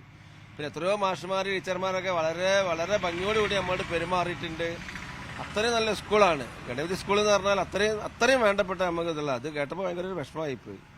ഓരോ ക്ലാസ്സിൽ 50-55 കുട്ടികളോളം ഉണ്ടായിരുന്നു ഞങ്ങളൊക്കെ പഠിക്കുന്ന കാലത്ത്. ഞങ്ങളെ തലമുറ കാരണന്മാരൊക്കെ അവിടെ തന്നെയാണ് പഠിച്ചത്. അത്രയും നല്ലൊരു സ്കൂൾ. അവിടുത്തെ ടീച്ചർമാരൊക്കെ പറഞ്ഞാൽ ലീല ടീച്ചർ, ശാന്ത ടീച്ചർ, സിലവൻ ടീച്ചർ, സജി ടീച്ചർ, ഇങ്ങനെ കുറേ അപ്പുകുട്ട മാഷ്, കുറേ മാഷുമാർ, ടീച്ചർമാർ, പ്രഭു മാഷ് ഒക്കെ ഞങ്ങൾക്കൊരു പേടിയായിരുന്നു ഈ സ്കൂളിൽ പഠിക്കുന്ന കാലഘട്ടത്തിൽ. നമ്പൂരി മാഷ്, അവരൊക്കെ മക്കൾ, കുറേ ആൾക്കാരൊക്കെ ഞങ്ങൾ ഫ്രണ്ട്സായിട്ട് ഒക്കെ ടീച്ചേഴ്സായിട്ട് വന്നിട്ടുണ്ട് ഇവിടെ. അവരൊക്കെ മക്കൾ, ഞങ്ങളിപ്പോൾ 1ാം ക്ലാസ് മുതലുള്ള ഫ്രണ്ട്ഷിപ്പ് കൂട്ടായ്മ ഇപ്പോഴും ഞങ്ങൾക്കുണ്ട്. സ്കൂളിലെ അധ്യാപകരെയും ജീവനക്കാരെയും മറ്റ് സ്കൂളിലേക്ക് വിന്യസിക്കാനാണ് വിദ്യാഭ്യാസ വകുപ്പിന്റെ നീക്കം. സ്കൂളിൽ കുട്ടികൾ കുറഞ്ഞു തുടങ്ങിയപ്പോഴും നാശത്തിലേക്ക് നീങ്ങി തുടങ്ങിയപ്പോഴും സർക്കാർ ഇടപെട്ടില്ലെന്നാണ് നാട്ടുകാരുടെ പരാതി. ഇപ്പോൾ കുറച്ച് കാലമായിട്ടുള്ളൂ ഇതിപ്പോൾ കുട്ടികളെ ചേർത്തലുമില്ല.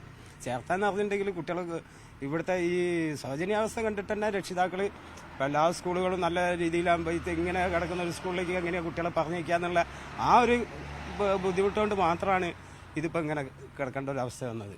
കുതിരവട്ടം മാനസികാരോഗ്യ കേന്ദ്രത്തിന് സമീപം കോഴിക്കോട് നഗരത്തിലെ കണ്ണായ സ്ഥലത്താണ് സ്കൂൾ കെട്ടിടം നിലനിൽക്കുന്നത്.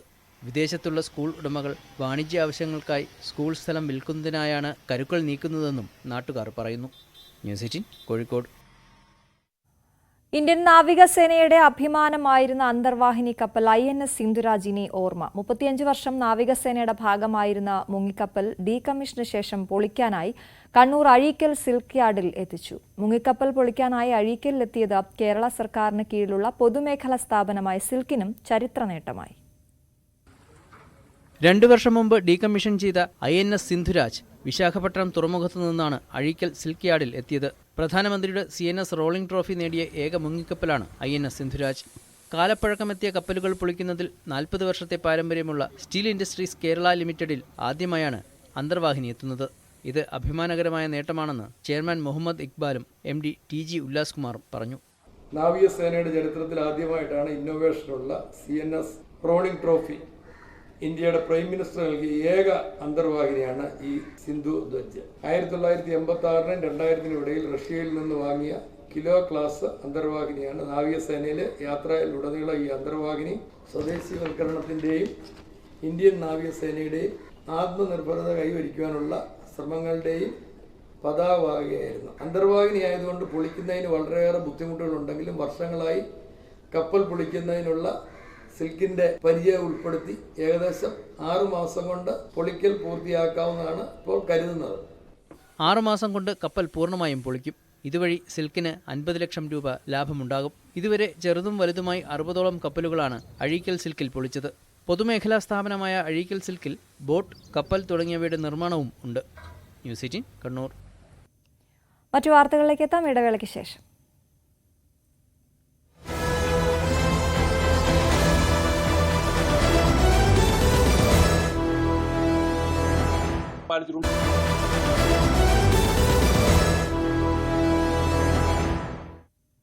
ഇടുക്കി ചിന്നക്കനാലിൽ വീണ്ടും കാട്ടാന ആക്രമണം. ചിന്നക്കനാൽ ഞാറോട്ടിപ്പറമ്പിൽ NK മണിയുടെ കാറ് ചക്കക്കൊമ്പൻ തകർത്തു. സ്കൂൾ മതിൽക്കെട്ടിനുള്ളിൽ പാർക്ക് ചെയ്യുന്ന വാഹനം ഗേറ്റ് തകർത്ത് അകത്ത് കടന്നാണ് കാട്ടാന തകർത്തത്.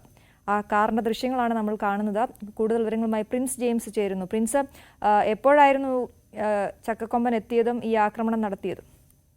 അശ്വതി, കഴിഞ്ഞ രാത്രി 11 മണിക്ക് ശേഷമാണ് ഇത്തരത്തിലൊരു ആക്രമണം നടന്നതായാണ് നാട്ടുകാർ പറയുന്നത്.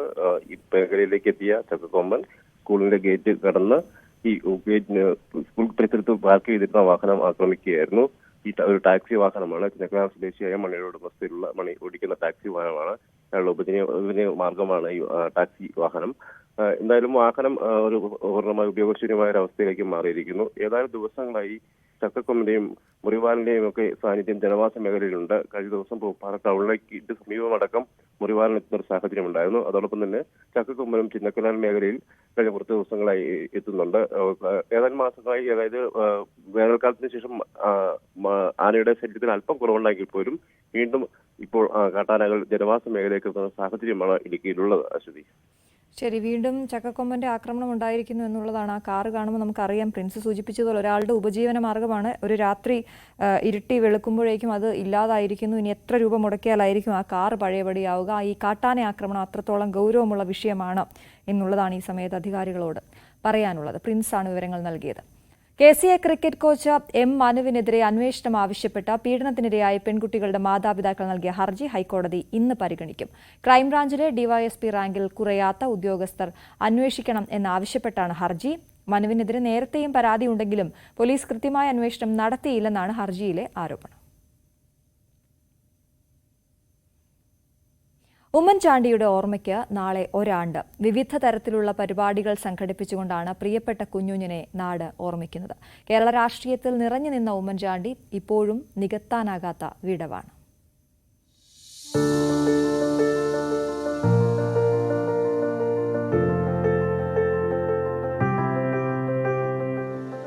ഓർമ്മയായി ഒരു വർഷം എത്തുമ്പോഴും ഉമ്മൻചാണ്ടിയോടുള്ള ഹൃദയബന്ധം പുതുപ്പള്ളിക്ക് അവസാനിക്കുന്നില്ല.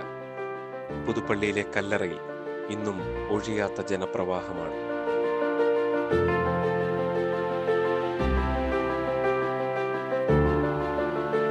മുഖ്യമന്ത്രി ആയിരിക്കുന്ന സമയത്ത് എൻ്റെ പഞ്ചായത്തിലൊരാവശ്യമായിട്ട് ബന്ധപ്പെട്ട് പോയിട്ടുണ്ട്. അതൊരു കോറിയാണ്. എൻ്റെ വാർഡ് ഉൾപ്പെടെയുള്ള പൊതുജനങ്ങൾക്ക് വേണ്ടിയാണ് അത് പോയത്. അന്ന് അത് വളരെയേറെ ബുദ്ധിമുട്ടായിരുന്നു കോറി പ്രവർത്തിച്ചിരുന്നു. പറഞ്ഞതിൻ്റെ പുറത്ത് നമ്മൾ കശീനെ നേരിട്ട് കാണാൻ വേണ്ടി ക്ലിഫ് ഹൗസിൽ ട്രിവാൻഡ്രത്ത് പോയതാണ്. ആ കശീരുടെ കാര്യങ്ങൾ പറഞ്ഞ് നമ്മളിലുള്ള അതിൻ്റെ പേപ്പർ കാര്യങ്ങളെല്ലാം കണ്ട് ബോധ്യപ്പെട്ടപ്പം അപ്പോഴും തന്നെ മുഖ്യമന്ത്രി കളക്ടറെ വിളിച്ച് പറഞ്ഞ് നമ്മൾ ഉച്ചയോടുകൂടി കാണുന്നത് നമുക്കൊരു 4 മണിയോടുകൂടി കശി ഓർഡർ ഇറക്കുകയാണ്. പിറ്റേന്ന് തൊട്ട് ഏകദേശം 37 ദിവസത്തോളം ഈ കോറി പൂട്ടിയായിരുന്നു. രാഷ്ട്രീയ വിവാദങ്ങളിലേക്ക് ഇടയ്ക്കൊന്നു കടന്നെങ്കിലും നിത്യശാന്തതയുടെ ഇടമായി ഈ കല്ലറ മാറി. എല്ലാ ഞായറാഴ്ചയും സഹായം തേടിയെത്തിയിരുന്നവർ ഇപ്പോഴും വരുന്നുണ്ട്. പലരും കല്ലറയിൽ ഒരു നിവേദനം വെച്ച ശേഷമാണ് MLA കാണുന്നത്. എനിക്കൊരു അസുഖമുണ്ട്, കിഡ്നി ഡിസീസ്. ഒരെണ്ണം പോയി, ഒരെണ്ണം ചുരുങ്ങിപ്പോയി, ഒന്ന് ശകലമേ ഉള്ളൂ. അപ്പോൾ അത് മാറി വെക്കണമെങ്കിൽ ഡോണറെ കിട്ടണം, സാമ്പത്തിക സഹായം വേണം. അപ്പോൾ ഡോണർക്ക് പൈസ കൊടുക്കണ്ടായോ? അപ്പോൾ ഉമ്മൻചാണ്ടി സാറിൻ്റെ മോനോട് പോയി അതിനൊരു അപേക്ഷ എൻ്റെ കയ്യിലുണ്ട്. അതിൻ്റെ ഹോസ്പിറ്റലിലെ എല്ലാ ഡീറ്റെയിൽസും ഉണ്ട്. അപ്പോൾ സാറിനൊരു നിവേദനം വെച്ചിട്ട് നമുക്ക് അവിടെ പോകാമെന്ന് വിചാരിച്ച. തെരഞ്ഞെടുപ്പ് കാലത്ത് കോൺഗ്രസ് സ്ഥാനാർത്ഥികളുടെ രാഷ്ട്രീയ തീർത്ഥാടന കേന്ദ്രം കൂടിയായിരുന്നു പുതുപ്പള്ളി. ഉമ്മൻചാണ്ടിയുടെ വിട ഓർത്തുകൊണ്ടാണ് അവർ ഓരോരുത്തരും മടങ്ങിയത്. പുള്ളി ചെയ്തു വെച്ചതിൻ്റെ നല്ല ഫലങ്ങൾ, അതായത് പുള്ളി ചെയ്ത് ഓരോന്നും ഇപ്പം നമ്മൾ പുറത്ത് വന്നുകൊണ്ടിരിക്കുന്നേ ഉള്ളൂ. ഉദാഹരണം, ഇപ്പോൾ ഒരു വിഴിഞ്ഞം കഴിഞ്ഞില്ല എന്ന് പറഞ്ഞ പോലെ പുള്ളി ചെയ്തതിൻ്റെ ബാക്കികൾ ഇവിടെ നടന്നുകൊണ്ടിരിക്കുന്നേ ഉള്ളൂ. പിന്നെ പുള്ളി ചെയ്ത പോലെ വേറെ ആർക്കും ചെയ്തിട്ടില്ല. അതുകൊണ്ട് ജനങ്ങളെ പറഞ്ഞ് മനസ്സിലാക്കേണ്ട കാര്യമില്ല, അവർക്കറിയാമല്ലോ. അതുകൊണ്ട് ദിവസവും ഇവിടെ കൂടുകയാണ്. ഈ കാണുന്ന പോലെ ഒന്നും അല്ല, ദിവസവും കൂടുക. ജോർജിയൻ തീർത്ഥാടന കേന്ദ്രമായ പുതുപ്പള്ളി പള്ളിയും ഇതിനോടൊപ്പം കൂടുതൽ വളർന്നു. തീർത്ഥാടന പാക്കേജുകളിൽ വരെ പള്ളി ഇടം പിടിച്ചു. ഒരുപാട് ആൾക്കാർ വരുന്നുണ്ട്, പല ദേശങ്ങളിൽ നിന്ന്, പല രാജ്യങ്ങളിൽ നിന്ന്, കേരളത്തിൻ്റെ തന്നെ എല്ലാ സ്ഥലങ്ങളിൽ നിന്നും ആൾക്കാർ ദിവസേന വരുന്നുണ്ട്. ടൂർ പ്രോഗ്രാമിന് വരുന്ന ആൾക്കാർ ഇവിടെ വന്നൊരു ഇതൊരു ടൂർ പോയിൻ്റാക്കി ഇവിടെ ആൾക്കാർ വന്നു, പള്ളിയിൽ വന്നു, ഇവിടെ ഉമ്മൻചാണ്ടിയുടെ കബറിടത്തിൽ വന്ന് പ്രാർത്ഥിച്ചു, പള്ളിക്കകത്ത് കയറി പ്രാർത്ഥിച്ചു. എപ്പോഴും ആൾക്കാരുടെ ഒരു ഒഴുക്ക് തന്നെയുണ്ട്. വിപുലമായ പരിപാടികളോടെ നാളെ കുഞ്ഞുഞ്ഞിന്റെ 1ാം വാർഷികം ആചരിക്കും. ചില ബന്ധങ്ങൾ അവസാനിക്കാറില്ല എന്ന് പറയാറുണ്ട്. പുതുപ്പള്ളിയിലെ ഈ കല്ലറ ഓർമ്മപ്പെടുത്തുന്നത് അതാണ്. പുതുപ്പള്ളി ഉമ്മൻചാണ്ടിയെയും ഉമ്മൻചാണ്ടി പുതുപ്പള്ളിയെയും കൈവിടുന്നില്ല. G Sreejith, news 18 Kottayam. തീർച്ചയായിട്ടും ആ ഒരു വർഷം മുമ്പുള്ള ആ ദിവസം നമ്മൾ ഓർക്കുമ്പോൾ കേരളത്തിന് ഒരിക്കലും മറക്കാൻ പറ്റാത്ത ഒരു യാത്രയയപ്പായിരുന്നു ഉമ്മൻചാണ്ടിക്ക് നൽകിയിരുന്നത്. എത്രയൊക്കെ വലിയ വിവാദങ്ങളുടെ കാര്യം പറഞ്ഞാലും ഉമ്മൻചാണ്ടിയെക്കുറിച്ച് പറയുമ്പോൾ ഇത്രയധികം ജനങ്ങളെ കേട്ടിരുന്ന ഒരു പൊതുപ്രവർത്തകൻ ഉണ്ടായിരുന്നോ എന്നുള്ളത് വലിയൊരു ചോദ്യം തന്നെയാണ്. മറ്റ് വാർത്തകളിലേക്ക് പോകാം. മാസപ്പടി കേസിലെ എൻഫോഴ്സ്മെന്റ് ഡയറക്ടറേറ്റ് അന്വേഷണം ചോദ്യം ചെയ്തുള്ള ഹർജി ഹൈക്കോടതി ഇന്ന് പരിഗണിക്കും. ഹർജിയിൽ ജസ്റ്റിസ് TR രവി അധ്യക്ഷനായ സിംഗിൾ ബെഞ്ച് ഇന്ന് വിശദമായ വാദം കേൾക്കും. ED സമൻസ് ചോദ്യം ചെയ്ത് CMRL MD SN ശശിധരൻ കർത്തയും ഉദ്യോഗസ്ഥരും നൽകിയ ഹർജിയാണ് ഹൈക്കോടതിയുടെ പരിഗണനയിലുള്ളത്. EDയുടെ ചോദ്യം ചെയ്യലിൽ നിന്ന് ഒഴിവാക്കണമെന്നായിരുന്നു ശശിധരൻ കർത്തയുടെ ആവശ്യം. എന്നാൽ ഹർജി ഹൈക്കോടതിയുടെ പരിഗണനയിലിരിക്കെ തന്നെ ED ശശിധരൻ കർത്തയെ ചോദ്യം ചെയ്തിട്ടുണ്ട്. സീനിയർ ഓഫീസർ അഞ്ജു എം കുരുവിളയെ രാത്രി മുഴുവൻ ഇഡി തടഞ്ഞുവെച്ചത് നിയമവിരുദ്ധമാണ് എന്നാണ് CMRLന്റെ മറ്റൊരു വാദം.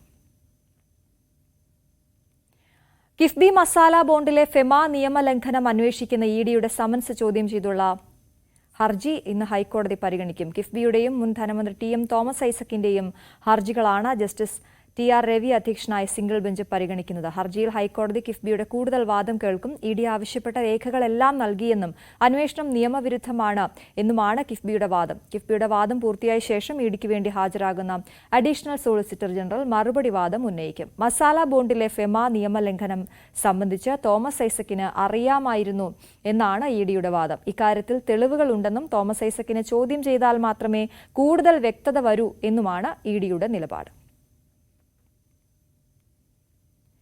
ഇടുക്കി ചിന്നക്കനാലിൽ ആദിവാസി കുടുംബങ്ങളുടെ വൈദ്യുതി മുടക്കി വനം വകുപ്പ്. 301 കോളനിക്ക് സമീപം താമസിക്കുന്ന 3 കുടുംബങ്ങൾക്ക് വൈദ്യുതി എത്തിക്കാൻ സ്ഥാപിച്ച പോസ്റ്റുകൾ പിഴുതുമാറ്റി വൈദ്യുതി വിച്ഛേദിക്കാൻ വനം വകുപ്പ് KSEBക്ക് നിർദ്ദേശം നൽകി. പുതുതായി പ്രഖ്യാപിച്ച സൂര്യനെല്ലി റിസർവ് ഫോറസ്റ്റിലൂടെ വൈദ്യുതി ലൈൻ വലിച്ചു എന്നതാണ് വനംവകുപ്പ് ഉന്നയിക്കുന്ന ആക്ഷേപം. ദിവസങ്ങൾക്ക് മുമ്പാണ് വർഷങ്ങളായി ചിന്നക്കനാലിൽ താമസിക്കുന്ന 3 കുടുംബങ്ങൾക്ക് വൈദ്യുതി ലഭിച്ചത്. സമീപത്തെ 2 കുടുംബങ്ങൾക്ക് 8 വർഷം മുമ്പ് വൈദ്യുതി ലഭിച്ചിരുന്നു. പുതുതായി പോസ്റ്റുകൾ സ്ഥാപിച്ചതോടെയാണ് വനംവകുപ്പ് തടസ്സവാദം ഉന്നയിച്ചത്. മേഖല പുതിയ സൂര്യനെല്ലി റിസർവിന്റെ ഭാഗമാണെന്നും വൈദ്യുതി ലൈൻ വലിക്കാനാവില്ലെന്നും വനംവകുപ്പ് KSEB അറിയിച്ചു. ഇതോടെ ഭൂമിയുടെ ഉടമസ്ഥാവകാശം സംബന്ധിച്ച രേഖകൾ ഹാജരാക്കാൻ ആവശ്യപ്പെട്ട് KSEB ആദിവാസികൾക്ക് നോട്ടീസ് നൽകി. ഫോറസ്റ്റുകാർ നമുക്കൊരു റിപ്പോർട്ട് തന്നിട്ടുണ്ട്. ആ റിപ്പോർട്ടിന്റെ അടിസ്ഥാനത്തിൽ 7 ദിവസത്തിനകം ഇവർക്ക് ഹാജരാക്കേണ്ട പേപ്പറുകൾ നമുക്ക് തരണം, അതായത് KSEBക്ക് തരണം. നിലവിൽ അതില്ലാത്തതുകൊണ്ടാണ് ഫോറസ്റ്റുകാർ നമ്മളോട് പറഞ്ഞിരിക്കുന്നത് ഇവർക്ക് നിലവിൽ കൊടുത്തിരിക്കുന്ന കണക്ഷൻ ഒഴിവാക്കണമെന്ന്. അപ്പോൾ അത് ഒഴിവാക്കാതിരിക്കാനായിട്ട് ഇവർക്ക് സമർപ്പിക്കേണ്ട രേഖകൾ നമുക്ക് എത്രയും പെട്ടെന്ന് തരണം. വനം വകുപ്പ് കാലങ്ങളായി തങ്ങളെ ഉപദ്രവിക്കുകയാണെന്നും പോകാൻ മറ്റിടമില്ലെന്നുമാണ് ആദിവാസികൾ പറയുന്നത്. അപ്പുറത്തെ 2 വീട്ടിലെ കറണ്ടുണ്ട്. ഞങ്ങൾക്ക് 3 വീട്ടുകാർക്ക് കഴിഞ്ഞ 9-ാം തീയതി കണക്ഷൻ തന്ന് ആ ബൾബ് തെളിഞ്ഞ് അതിനുശേഷമാണ് പ്രകാരമുള്ളതായ ബുദ്ധിമുട്ടുകളും വനം വകുപ്പിൻ്റെ ഭാഗത്തുനിന്ന് അത് കട്ട് ചെയ്യണമെന്നുള്ളതായ ഓർഡറൊക്കെ KSEBക്കാർക്ക് കൊടുക്കുകയും ചെയ്തു. അതിന് പ്രകാരം അവർ വന്ന് ഞങ്ങൾക്ക് നോട്ടീസ് തരികയൊക്കെ ചെയ്തിട്ടുണ്ട്. പഞ്ചായത്തിൽ നിന്നും വീട്ടു നമ്പർ നൽകിയിരുന്നു. വീടു കരമടക്കുകയും ചെയ്യുന്നുണ്ട്. ഇതോടെയാണ് KSEB വൈദ്യുതി എത്തിച്ചു നൽകിയത്. ന്യൂസ് 18 ഇടുക്കി. കൃഷിയിൽ വ്യത്യസ്തത തീർക്കുകയാണ് കോതമംഗലം സ്വദേശി അഡ്വക്കേറ്റ് ജോബി സെബാസ്റ്റ്യൻ. PFP കൃഷിരീതിയിലൂടെ ഡ്രാഗൺ ഫ്രൂട്ട് കൃഷിയിൽ വിജയം കൊയ്യുകയാണ് അദ്ദേഹം. കോതമംഗലം വെള്ളിയച്ചാലിൽ താമസിക്കുന്ന കുരിശിൻമുട്ടിൽ ജോബി സെബാസ്റ്റ്യനാണ് ഡ്രാഗൺ ഫ്രൂട്ട് കൃഷിയിൽ പുതിയ പരീക്ഷണം നടത്തുന്നത്. പെർക്കുലേറ്റൽ ഫെട്രിഗേഷൻ പോസ്റ്റ് എന്ന ആധുനിക കൃഷിരീതിയാണ് ഇദ്ദേഹം പരീക്ഷിക്കുന്നത്. കുരുമുളക് കൃഷിയിൽ ഈ വിദ്യ പരീക്ഷിച്ച് വിജയം നേടിയിരുന്നു. പിന്നാലെയാണ് ഡ്രാഗൺ ഫ്രൂട്ട് കൃഷിയിലും സമാന രീതി പിന്തുടരുന്നത്. നിറയെ സുഷിരങ്ങളുള്ള കുഴൽ തൂണുകളാണ് PFP പോസ്റ്റുകൾ. തൂണുകൾ നാട്ടിയ ശേഷം ഉള്ളിൽ മണ്ണും വളവും നിറച്ച് ഡ്രാഗൺ ഫ്രൂട്ട് വളർത്തിയെടുക്കാം. PFP പോസ്റ്റുകളിൽ ഡ്രാഗൺ ഫ്രൂട്ട് തണ്ടുകൾ വിവിധ രീതിയിൽ കൃഷി ചെയ്യാം. പോസ്റ്റിന് ചുറ്റും മണ്ണിട്ട് അതിൽ നട്ട് പോസ്റ്റിലേക്ക് വള്ളികൾ കയറ്റിവിടും. വെള്ളക്കെട്ടുള്ളിടത്തും ടെറസിന് മുകളിലും പാറക്കെട്ടുകളിലും ഈ കൃഷിരീതി പരീക്ഷിക്കാം. ചെടികളുടെ അനേക വേരുകൾ PFPയുടെ സുഷിരങ്ങളിൽ കൂടി അകത്തേക്ക് പ്രവേശിച്ച് വളവും വെള്ളവും വലിച്ചെടുക്കും. ഇത് വളർച്ചയ്ക്കും സമൃദ്ധമായി കായ്ക്കുന്നതിനും കാരണമാകും. ഒരു പോസ്റ്റിൽ നിന്ന് 50 കിലോയിൽ കൂടുതൽ ഡ്രാഗൺ ഫ്രൂട്ട് ലഭിക്കുമെന്നാണ് കൃഷിയുടമ ജോബിയുടെ അവകാശവാദം. ഈ പോസ്റ്റുകളിൽ ജൈവമാലിന്യങ്ങൾ നിക്ഷേപിച്ചാൽ എയറോബിക് കമ്പോസ്റ്റിംഗിലൂടെ ഒന്നാന്തരം ജൈവവളമായി ഡ്രാഗൺ ചെടികൾ വലിച്ചെടുക്കും. ഈ രീതി 100% വിജയം നൽകുമെന്നാണ് ഇദ്ദേഹം ഉറപ്പു നൽകുന്നത്. ന്യൂസ് 18 കോതമംഗലം. തിരുവനന്തപുരം വർക്കല ടൂറിസം മേഖലയിൽ വെള്ളക്കെട്ട് രൂക്ഷമാണ്. റോഡിലൂടെ ഒഴുകിയെത്തുന്ന ജലം പാപനാശം കുന്നുകളിലൂടെ തീരത്തേക്കും ഒഴുകിയെത്തുകയാണ്. വെള്ളക്കെട്ട് മൂലം പ്രദേശവാസികളും സഞ്ചാരികളും കടുത്ത ദുരിതത്തിലാണ്. തിരുവനന്തപുരം വർക്കല കുരൈക്കണ്ണി കുറ്റിക്കാട് നിന്നും പാപനാശം കുന്നിലേക്കുള്ള റോഡിലാണ് മഴ പെയ്താൽ ദിവസങ്ങളോളം നീണ്ടുനിൽക്കുന്ന വെള്ളക്കെട്ടുള്ളത്. ടൂറിസം മേഖലയായതിനാൽ വിനോദസഞ്ചാരികൾ ഉൾപ്പെടെ കടുത്ത പ്രതിസന്ധിയാണ് നേരിടുന്നത്. റോഡിലൂടെ ഒഴുകിയെത്തുന്ന ജലം പാപനാശം കുന്നിൽ നിന്നും നേരിട്ട് തീരത്തേക്ക് പതിക്കുകയാണ് ചെയ്യുന്നത്. വെള്ളം ശക്തിയായി കുന്നിന്റെ അടിഭാഗത്തേക്ക് തുടർച്ചയായി വീഴുന്നത് കുന്നിടിച്ചിലിനും കാരണമാകുന്നു. പാപനാശം കുന്നിന്റെ വടക്ക് ഭാഗത്തെ റിസോർട്ടുകളിലേക്കുൾപ്പെടെ 100-ലേറെ സ്ഥാപനങ്ങളിലേക്ക് പോകുന്ന പ്രധാന റോഡാണിത്. ഈ ഭാഗത്തെ ഏക പാതയായതിനാൽ നിരവധി വാഹനങ്ങളാണ് ഇതുവഴി പോകുന്നത്. നിരവധി വീട്ടുകാരും ഈ കോൺക്രീറ്റ് റോഡാണ് ഉപയോഗിക്കുന്നത്. മലിനജലം കെട്ടിനിൽക്കുന്നത് പകർച്ചവ്യാധി ഭീഷണിയും സൃഷ്ടിക്കുന്നുണ്ട്. ബുദ്ധിമുട്ടാണ്. ഞങ്ങൾക്ക് ഇവിടെ ഇറങ്ങാൻ പറ്റില്ല. ഞങ്ങളുടെ വീട് മൊത്തവും വെള്ളമാണ്. ഞങ്ങൾക്ക് നടന്ന് പോകാൻ പറ്റില്ല. ഞങ്ങളെ കാലും പെറും അത്രയും ചൊറിയാണ്. റെയിൽ ഓഫീസ് തൊട്ട് ചന്തമുക്കുന്ന മൊത്തം വെള്ളം വന്ന് തേരോളം ഉള്ള ഒരു കുളത്തിൽ ഇറങ്ങിയിട്ട് അവിടെ നിന്ന് ഊറ്റ് പൊട്ടി ഒരു ഓട വഴി വന്ന് തിരുവാമ്പാണ്ടിയിലേക്ക് പോകാനുള്ള ഓട അവർ തിരിച്ചിങ്ങോട്ട് വെച്ചിരിക്കുന്നു. അന്ന് തൊട്ടേ ഞങ്ങൾ വെള്ളത്തിലാണ് കിടക്കുന്നത്. ഇവിടെ ടൂറിസ്റ്റ് കെട്ടിടങ്ങളാണ് ഇവിടെ ഉള്ളത് അത്രയും. പക്ഷേ ഇങ്ങോട്ട് വരുന്ന വഴി അവിടെ വീറമുക്കിൽ വരുമ്പോഴത്തേക്ക് വെള്ളം കാരണം വണ്ടിക്കാർ കൊണ്ടുവരില്ല. എല്ലാ റൂമും കെട്ടിടങ്ങളും അടച്ചിട്ടിരിക്കുകയാണ് ഈ വെള്ളം വരുമ്പോഴും. അപ്പം അതുകൊണ്ട് നമുക്ക് ജീവിക്കാനും ഒക്കില്ല. പ്രദേശത്തെ നീരുറവകളിലെ വെള്ളവും റോഡിലേക്കാണ് എത്തുന്നത്. തുടർച്ചയായി വെള്ളം കെട്ടിനിൽക്കുന്നത് കാരണം റോഡിന്റെ മിക്ക ഭാഗങ്ങളും തകർന്നു. പ്രദേശവാസികളും സ്ഥാപന ഉടമകളും നിരവധി തവണ നഗരസഭയുടെ ശ്രദ്ധയിൽപ്പെടുത്തിയിട്ടും പ്രശ്നപരിഹാരത്തിന് നടപടികൾ ഉണ്ടായില്ല എന്നാണ് ആരോപണം. കുറ്റിക്കാട് ബ്യൂറോ മുക്കിൽ നിന്നും തിരുവമ്പാടിയിലേക്ക് ഓടകൾ നിർമ്മിച്ച് വെള്ളം കടലിലേക്ക് ഒഴുക്കിവിട്ടാൽ വെള്ളക്കെട്ടിനും കുന്നിടിച്ചിലിനും പരിഹാരമാകുമെന്നാണ് പ്രദേശവാസികൾ പറയുന്നത്. ന്യൂസ് 18 വർക്കല. പൂനെ കളക്ടർക്കെതിരെ പീഡന പരാതിയുമായി വിവാദ ട്രെയിനി IAS ഉദ്യോഗസ്ഥ പൂജ ഖേദ്കർ പൂനെ കളക്ടർ സുഹാസ് ദിവാസിനെതിരെയാണ് പരാതി നൽകിയത്. സിവിൽ സർവീസ് പ്രവേശന പരീക്ഷ പാസ്സാകാൻ കാഴ്ച, മാനസിക വൈകല്യങ്ങളെക്കുറിച്ച് നുണ പറഞ്ഞെന്ന കേസിൽ അന്വേഷണം നേരിടുകയാണ് പൂജ ഖേദ്കർ. ജൂനിയർ ഓഫീസർമാർക്ക് ലഭ്യമല്ലാത്ത ആനുകൂല്യങ്ങൾ നേടുന്നതിനും ശ്രമിച്ചിരുന്നു. ഖേദ്കറും പൂനെ കളക്ടറുടെ ഓഫീസിലെ ഉദ്യോഗസ്ഥനും തമ്മിലുള്ള വാട്സപ്പ് ചാറ്റുകളുടെ സ്ക്രീൻഷോട്ടുകൾ കളക്ടറുടെ ഓഫീസ് പുറത്തുവിട്ടിരുന്നു. തന്റെ ഓഫീസിനെക്കുറിച്ചും ഒരു സർക്കാർ കാറിനെക്കുറിച്ചുമുള്ള ആവശ്യങ്ങളായിരുന്നു സന്ദേശങ്ങൾ.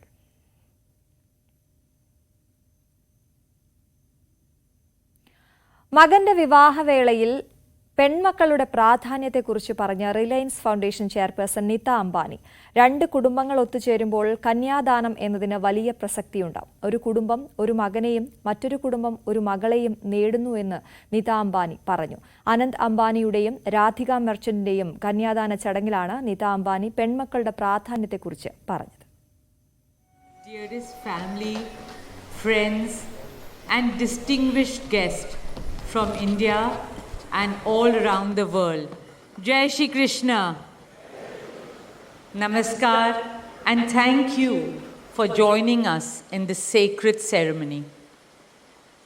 At this moment, I'm overwhelmed with emotions, joy, gratitude, and deep devotion as I watch these 2 pieces of my heart, Anant and Radhika, unite in this eternal bond. In Hindu tradition, marriage is a solemn promise, not just for this lifetime, but for 7 lifetimes. 7 janam ka saath. It's a belief that souls destined to find each other do so again and again, their love deepening with each lifetime. As we continue with the Vivah Sanskar, the wedding ceremony, we are about to witness the noblest of all acts in Indian culture, the Kanyadan, commonly signifying the giving away of the bride by her parents. But as a daughter myself, as the mother of a daughter and also a mother-in-law, I know that no parents can ever give away their daughters. Daughters are life's biggest blessings and greatest joys. They are manifestations of Goddess Lakshmi, bringing abundance and auspiciousness to our homes and lives from the time they are born. They are the purest part of our souls, intertwined with our very being. How does one part with a piece of their heart? The affection, joy, and memories a daughter or Kanya has shared with her family over the years cannot be handed over. They are theirs forever. A daughter is not a possession to be transferred. She is a blessing to be cherished and treasured. She's a source of happiness, love, and light that will now also share with her new family. India's spiritual and cultural traditions hold women in the highest esteem. Our scriptures teach us, where there are daughters, there is auspiciousness. Daughters have a higher God-given power. हमारी बेटियां घर को स्वर्ग बना देती है.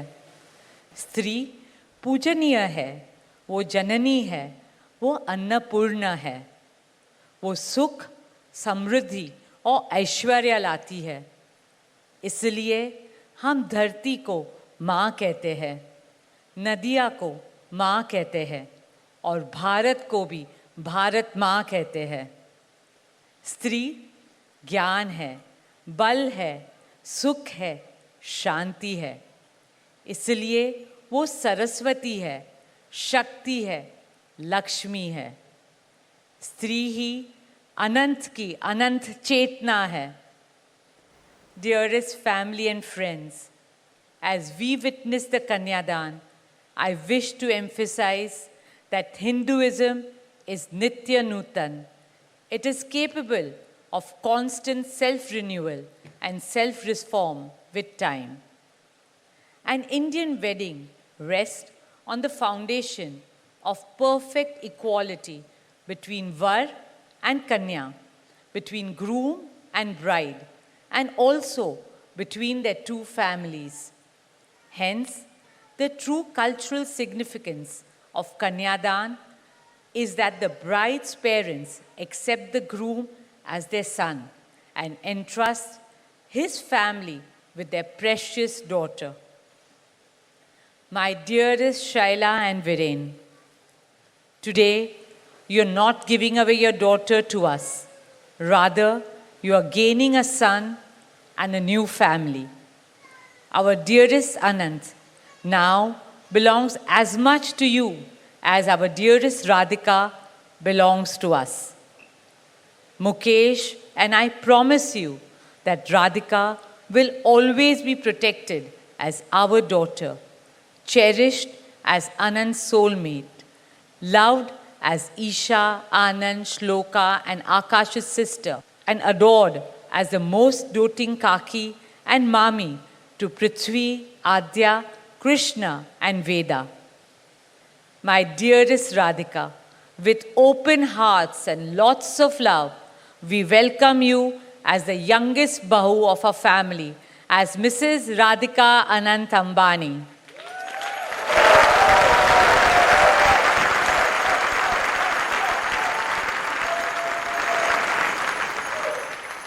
May our Devis and Devtas shower you and Anant with all the love, laughter, and happiness in the world. May your path together be blessed always and forever. With that prayer in our hearts, dear family and friends, we now proceed with the Kanyadan. Thank you.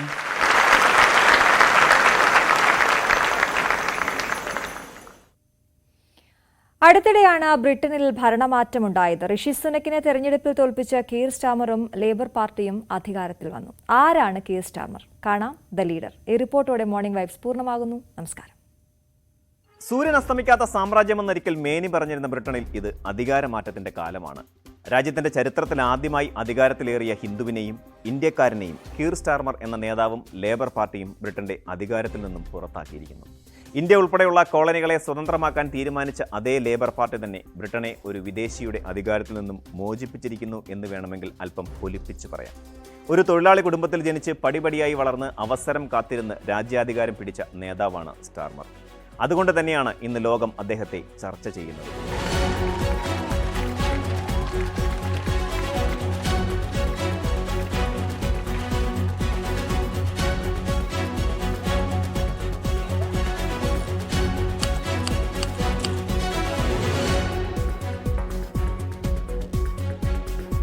ആയിരത്തി 1962 September 2 ലണ്ടനിൽ ഒരു തൊഴിലാളി കുടുംബത്തിലാണ് Starmer ജനിച്ചത്.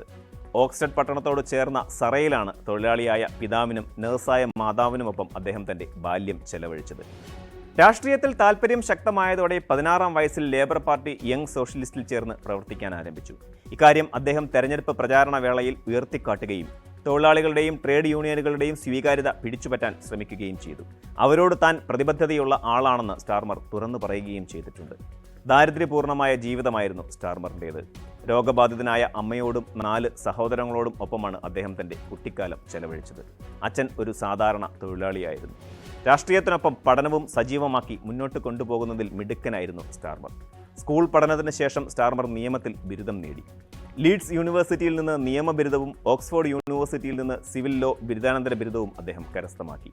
സർവകലാശാലയിൽ നിന്ന് വിദ്യാഭ്യാസം നേടിയ തൊഴിലാളി കുടുംബത്തിലെ ആദ്യ വ്യക്തിയായിരുന്നു കീർ സ്റ്റാർമർ. 1987 മനുഷ്യാവകാശ സംരക്ഷണ മേഖലയിൽ ഒരു ബാരിസ്റ്റർ എന്ന നിലയിലാണ് അദ്ദേഹം തൻ്റെ കരിയർ ആരംഭിച്ചത്. രാഷ്ട്രീയത്തിലേക്ക് എത്തുന്നതിന് മുമ്പ് തന്നെ പുരോഗമന വിഭാഗത്തിൻ്റെയും യാഥാസ്ഥിതിക വിഭാഗത്തിൻ്റെയും വിമർശനം അദ്ദേഹം ഏറ്റുവാങ്ങിയിരുന്നു. കരിയറിൻ്റെ ആദ്യകാലത്ത് വധശിക്ഷയ്ക്ക് വിധേയരായ പ്രതികൾക്കെതിരായി വാദിക്കാൻ അദ്ദേഹം കരീബിയൻ രാജ്യങ്ങളിലേക്ക് യാത്ര ചെയ്തിരുന്നു. തന്നെ പേടിപ്പെടുത്തുന്ന കാര്യമാണ് ഇതെന്നാണ് അദ്ദേഹം വധശിക്ഷയെ വിശേഷിപ്പിച്ചിരുന്നത്. നോർത്തേൺ അയർലൻഡ് പോലീസിംഗ് ബോർഡിൻ്റെ മനുഷ്യാവകാശ ഉപദേഷ്ടാവായി സേവനമനുഷ്ഠിക്കുകയും 2002 ക്വീൻസ് കൗൺസിലറായി നിയമിതനാവുകയും ചെയ്തു. 2003 നോർത്തേൺ അയർലൻഡിലെ പോലീസിംഗ് ബോർഡിൻ്റെ മനുഷ്യാവകാശ ഉപദേഷ്ടാവായി അദ്ദേഹം നിയമിക്കപ്പെട്ടിരുന്നു. 2008 വരെയുള്ള 5 വർഷക്കാലം സ്റ്റാർമർ നിയമോപദേശകനായി തുടർന്നു. 2008 മുതൽ 2013 വരെയുള്ള കാലയളവിൽ പബ്ലിക് പ്രോസിക്യൂഷൻസ് ഡയറക്ടറും ക്രൗൺ പ്രോസിക്യൂഷൻ സർവീസ് മേധാവിയുമായിരുന്നു അദ്ദേഹം. അദ്ദേഹത്തിൻ്റെ രാഷ്ട്രീയ ജീവിതത്തിൽ നിർണായക സ്വാധീനം ചെലുത്തിയ പദവിയായിരുന്നു ഇതെന്ന് പിന്നീട് ഒരിക്കൽ അദ്ദേഹം പറഞ്ഞിട്ടുണ്ട്. ഇക്കാലത്ത് എംപിമാരുടെ ചെലവുകൾ ദുരുപയോഗം ചെയ്ത കേസുകൾക്കും മറ്റും അദ്ദേഹം മേൽനോട്ടം നൽകി. 2008 മുതൽ 2013 വരെ പബ്ലിക് പ്രോസിക്യൂഷൻസ് ഡയറക്ടറായി സ്റ്റാർമർ ജോലി ചെയ്തിരുന്നു. കൊലപാതകം ഉൾപ്പെടെയുള്ള കേസുകൾ കൈകാര്യം ചെയ്യുകയും ചെയ്തു. ഈ കാലയളവിൽ സ്റ്റീഫൻ ലോറൻസ് വധക്കേസ് ഉൾപ്പെടെ നിരവധി പ്രമാദമായ കേസുകളാണ് അദ്ദേഹം ഇക്കാലത്ത് കൈകാര്യം ചെയ്തത്. ക്രിമിനൽ നീതിന്യായത്തിന് നൽകിയ സംഭാവനകൾ കണക്കിലെടുത്ത് 2014 ബക്കിംഗ്ഹാം കൊട്ടാരത്തിൽ വെച്ച് അന്തരിച്ച എലിസബത്ത് രാജ്ഞി അദ്ദേഹത്തെ ആദരിക്കുകയും ചെയ്തിട്ടുണ്ട്.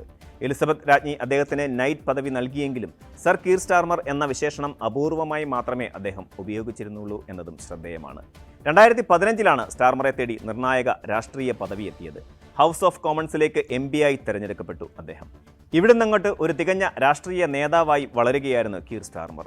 ലേബർ പാർട്ടിയിലെ പ്രധാന റോളുകൾ ഏറ്റെടുത്ത സ്റ്റാർമർ 2015 മുതൽ 2016 വരെ മന്ത്രിയായി സേവനമനുഷ്ഠിച്ചു. 2019 പൊതു തെരഞ്ഞെടുപ്പിൽ ലേബർ പാർട്ടി പരാജയപ്പെട്ടതിനെ തുടർന്ന് ജെറമി കോർബിൻ രാജിവെച്ചതിനെ തുടർന്ന് കീർ സ്റ്റാർമർ 2020 ഏപ്രിലിൽ പ്രതിപക്ഷ നേതാവായി സേവനമനുഷ്ഠിച്ചിട്ടുണ്ട്. തുടർന്നുള്ള നേതൃത്വ തെരഞ്ഞെടുപ്പിൽ സ്റ്റാർമർ ലേബർ നേതാവായി തെരഞ്ഞെടുക്കപ്പെട്ടു. 2019 പൊതു തെരഞ്ഞെടുപ്പിൽ കൺസർവേറ്റീവ് പാർട്ടി 80 സീറ്റുകളുടെ ഭൂരിപക്ഷം നേടിയതോടെ 1935 ശേഷമുള്ള ഏറ്റവും മോശം തെരഞ്ഞെടുപ്പ് പരാജയം ലേബർ ഏറ്റുവാങ്ങി. ലേബർ 203 സീറ്റുകൾ നേടി. 32.2% വോട്ടുകളാണ് അക്കുറി നേടിയത്. ലേബർ പാർട്ടിയുടെ തുടർച്ചയായ 4ാമത്തെ പൊതു തെരഞ്ഞെടുപ്പ് പരാജയമായിരുന്നു ഇത്. ലേബർ പാർട്ടിയുടെ പരാജയത്തെ തുടർന്ന് ലേബർ പാർട്ടിയുടെ നേതൃസ്ഥാനത്ത് നിന്ന് താൻ ഒഴിയുന്നതായി കോർബിൻ പ്രഖ്യാപിക്കുകയും പകരം ആ സ്ഥാനത്തേക്ക് സ്റ്റാർമർ എത്തുകയുമായിരുന്നു. പാർട്ടിയുടെ പരാജയം സ്റ്റാർമർ തൻ്റെ വിജയത്തിലേക്കുള്ള ചവിട്ടുപടിയാക്കി മാറ്റുന്നതാണ് പിന്നീട് ബ്രിട്ടൻ കണ്ടത്. ഭരണപക്ഷത്ത് പ്രധാനമന്ത്രിമാർ മാറി മാറി വന്നത് രാജ്യത്തെ ഭരണയന്ത്രം അസ്ഥിരപ്പെടുമ്പോഴും സ്റ്റാർമർ കാത്തിരുന്നത് രാഷ്ട്രീയ അട്ടിമറിക്കല്ല, മറിച്ച് തൻ്റെ പാർട്ടിക്ക് അനുകൂലമായി ജനവിധിയുണ്ടാകുന്ന പുലരിക്ക് വേണ്ടിയായിരുന്നു. ഇന്ത്യൻ വംശജനായ ഋഷി സുനകിന്റെ നേതൃത്വത്തിലുള്ള ഭരണത്തിനെ തൂത്തെറിഞ്ഞാണ് സ്റ്റാർമറും ലേബർ പാർട്ടിയും ബ്രിട്ടന്റെ അധികാരം പിടിച്ചെടുത്തിരിക്കുന്നത്. ജനവിധി ലേബറുകൾക്ക് അനുകൂലമാകുമെന്ന സർവേ ഫലങ്ങളെ തുടർന്നാണ് അപ്രതീക്ഷിതമായി സുനക് പാർലമെന്റ് പിരിച്ചുവിട്ട് തെരഞ്ഞെടുപ്പ് പ്രഖ്യാപിച്ചത്. ആ ധൈര്യത്തിന് തനിക്കും തന്റെ പാർട്ടിക്കും അനുകൂലമായി ബ്രിട്ടൻ വിധിയെഴുതും എന്ന് സുനക് കരുതി. എന്നാൽ അതിനും എത്രയോ നാൾ മുന്നേ തന്നെ സ്റ്റാർമർ തന്റെ ജനതയുടെ ഹൃദയത്തിൽ ജനവിധിയുടെ ബാലറ്റ് നിക്ഷേപിച്ചിരുന്നു എന്നതിന് തെളിവായി തെരഞ്ഞെടുപ്പ് ഫലം. പക്ഷേ അദ്ദേഹം തെരഞ്ഞെടുക്കപ്പെടുന്നതിന് ആഴ്ചകൾക്ക് മുമ്പ് അദ്ദേഹത്തിൻ്റെ അമ്മ മരിച്ചു. സന്ധികളുടെ അപൂർവമായ രോഗം ബാധിച്ച് വർഷങ്ങളോളം നടക്കാൻ കഴിയാതെ ചികിത്സയിലായിരുന്നു സ്റ്റാർമറിൻ്റെ അമ്മ. ആരോഗ്യരംഗത്ത് പ്രവർത്തിക്കുന്ന വിക്ടോറിയ ആണ് സ്റ്റാർമറിൻ്റെ ഭാര്യ. 2007 വിവാഹിതരായ ദമ്പതികൾക്ക് 2 കുട്ടികളുണ്ട്. കീർ സ്റ്റാർമറുടെ ജീവിതത്തിലെ സുപ്രധാന നിമിഷങ്ങളിലെല്ലാം തന്നെ വിക്ടോറിയ താങ്ങായി കൂടെ ഉണ്ടായിരുന്നു. വിജയപ്രസംഗം നടത്തിയപ്പോഴും പ്രധാനമന്ത്രിയായി ഡൗണിംഗ് സ്ട്രീറ്റിൽ ആദ്യമായി നടക്കുമ്പോഴും വിക്ടോറിയ കീർ സ്റ്റാർമറിൻ്റെ ഒപ്പമുണ്ടായിരുന്നു. അഭിഭാഷകയായി പരിശീലനം നേടിയ ലേഡി വിക്ടോറിയ നിലവിൽ NHSലെ ഒക്കുപേഷണൽ ഹെൽത്തിൽ ജോലി ചെയ്തു വരികയാണ്. ബ്രിട്ടനിൽ നീണ്ട ഇടവേളയ്ക്ക് ശേഷമാണ് ലേബർ പാർട്ടി അധികാരത്തിലേക്കെത്തുന്നത്. കൺസർവേറ്റീവ് പാർട്ടി പരാജയത്തിലേക്ക് കൂപ്പുകുത്തിയതോടെയാണ് ബ്രിട്ടന്റെ പുതിയ പ്രധാനമന്ത്രിയായി ലേബർ പാർട്ടി നേതാവ് കീർ സ്റ്റാർമർ എത്തുന്നത്. 2015 പാർലമെന്റിലേക്ക് തെരഞ്ഞെടുക്കപ്പെട്ട ലേബർ പാർട്ടി നേതാവാണ് കീർ സ്റ്റാർമർ. അരനൂറ്റാണ്ടിനിടെ ബ്രിട്ടീഷ് പ്രധാനമന്ത്രിയാകുന്ന ഏറ്റവും പ്രായം കൂടിയ വ്യക്തിയുമാണ് നിലവിൽ 61കാരനായ സ്റ്റാർമർ. കീർ സ്റ്റാർമറിന്റെ കുതിപ്പിന് പിന്നിൽ നിരവധി കാരണങ്ങളുണ്ട്. മനുഷ്യാവകാശ പ്രവർത്തകനും പബ്ലിക് പ്രോസിക്യൂട്ടറുമായ സ്റ്റാർമർ ബ്രിട്ടീഷ് ജനതയ്ക്കിടെ അതിവേഗം സ്വാധീനമുണ്ടാക്കിയ നേതാവാണ്. ഇംഗ്ലണ്ടിനും വെയിൽസിനും വേണ്ടി പബ്ലിക് പ്രോസിക്യൂഷൻസ് ഡയറക്ടറായി പ്രവർത്തിച്ച പാരമ്പര്യവുമുണ്ട് അദ്ദേഹത്തിന്. ബ്രെക്സിറ്റ്, കോവിഡ് വ്യാപനം, റഷ്യ യുക്രൈൻ യുദ്ധം തുടങ്ങിയ വിഷയങ്ങളിൽ തൻ്റേതായ നിലപാട് മുന്നോട്ട് വച്ച നേതാവ് കൂടിയാണ് ഇദ്ദേഹം. എന്നാൽ നിലവിൽ രാജ്യത്തിൻ്റെ സാമ്പത്തിക സുസ്ഥിരതയ്ക്കാണ് പ്രാധാന്യം നൽകേണ്ടതെന്ന് ലേബർ പാർട്ടി നേതൃത്വം പറയുന്നുമുണ്ട്. ലേബർ പാർട്ടിയുടെ തിരഞ്ഞെടുപ്പ് പത്രികയിലും ഇക്കാര്യത്തെപ്പറ്റി പറയുന്നുണ്ട്. നിലവിലെ ഇസ്രായേൽ ഗാസ യുദ്ധത്തിനെതിരെയും ലേബർ പാർട്ടി നിലപാട് വ്യക്തമാക്കിയിരുന്നു. എന്നാൽ ഇസ്രായേലിൻ്റെ പ്രതിരോധത്തെ അംഗീകരിക്കുന്ന നിലപാടാണ് ഇക്കാര്യത്തിൽ സ്റ്റാർമർ സ്വീകരിച്ചത്. ഗാസയിലേക്കുള്ള വെള്ളവും വൈദ്യുതിയും വരെ വിച്ഛേദിച്ച് ഇസ്രായേൽ യുദ്ധതന്ത്രം ശരിയാണോ എന്ന ചോദ്യത്തിന് ഇസ്രായേലിന് അതിനുള്ള അവകാശമുണ്ടെന്നാണ് താൻ കരുതുന്നതെന്ന മറുപടിയാണ് സ്റ്റാർമർ നൽകിയത്. അതുകൊണ്ട് തന്നെ ഈ വർഷം ആദ്യം പലസ്തീൻ അനുകൂല പ്രകടനക്കാർ അദ്ദേഹത്തിൻ്റെ വീടിന് മുന്നിൽ പ്രതിഷേധ പ്രകടനങ്ങൾ നടത്തിയിരുന്നു. അതേസമയം സ്റ്റാർമർക്ക് കൃത്യമായ പ്രത്യയശാസ്ത്രമില്ലെന്ന് രാഷ്ട്രീയ നിരീക്ഷകർ അഭിപ്രായപ്പെട്ടിരുന്നു. ലേബർ പാർട്ടിയെ നവീകരിക്കാനുള്ള അദ്ദേഹത്തിൻ്റെ താൽപ്പര്യവും പ്രത്യയശാസ്ത്രത്തോടുള്ള നിസ്സംഗതയും വിലയിരുത്തി ചിലർ അദ്ദേഹത്തെ മുൻ പ്രധാനമന്ത്രി ടോണി ബ്ലെയറുമായി താരതമ്യം ചെയ്യുന്നുണ്ട്. എന്നാൽ ടോണി ബ്ലെയറിൽ നിന്ന് വ്യത്യസ്തമായി തൊഴിലാളികൾക്കും ട്രേഡ് യൂണിയനുകൾക്കും വേണ്ടി പ്രവർത്തിക്കണമെന്നും പൊതുവ്യവസായങ്ങളുടെ ദേശസാൽക്കരണം സാധ്യമാക്കണമെന്നും ബിസിനസ്സുകളിലേക്ക് പണം നിക്ഷേപിക്കണമെന്നും സ്റ്റാർമർ ആഹ്വാനം ചെയ്തിട്ടുണ്ട്. കാലാവസ്ഥയുമായി ബന്ധപ്പെട്ട് ഉറപ്പാക്കേണ്ട നീതിയിലും ഹരിത വ്യവസായങ്ങൾ സ്ഥാപിക്കുന്നതിലും മുൻഗണന നൽകണമെന്ന് അദ്ദേഹം പറയുന്നു. 25-അംഗ മന്ത്രിസഭയിൽ 11 വനിതകളുടെ പ്രാതിനിധ്യത്തോടെ ബ്രിട്ടന്റെ ചരിത്രം തിരുത്തുന്നതാണ് മന്ത്രിസഭാ രൂപീകരണത്തിലെ കീറിന്റെ ഇടപെടൽ. മന്ത്രിസഭയിലെ സുപ്രധാന വകുപ്പായ ധനവകുപ്പ് മന്ത്രിയായി റേച്ചൽ റീവ്സിനെ തെരഞ്ഞെടുത്തു. ബ്രിട്ടന്റെ ചരിത്രത്തിൽ ആദ്യമായാണ് ധനവകുപ്പ് മന്ത്രിയായി ഒരു വനിതയെത്തുന്നത്. സാമ്പത്തിക പ്രതിസന്ധി പ്രധാന തെരഞ്ഞെടുപ്പ് വിഷയമായി ഉയർന്നു വന്ന തെരഞ്ഞെടുപ്പിന് പിന്നാലെയാണ് മന്ത്രിസഭയിലെ സുപ്രധാന പദവിയിലേക്ക് ഒരു വനിതയെ കീർ സ്റ്റാർമർ നിയോഗിച്ചിരിക്കുന്നത് എന്നതും ശ്രദ്ധേയമായ കാര്യമാണ്.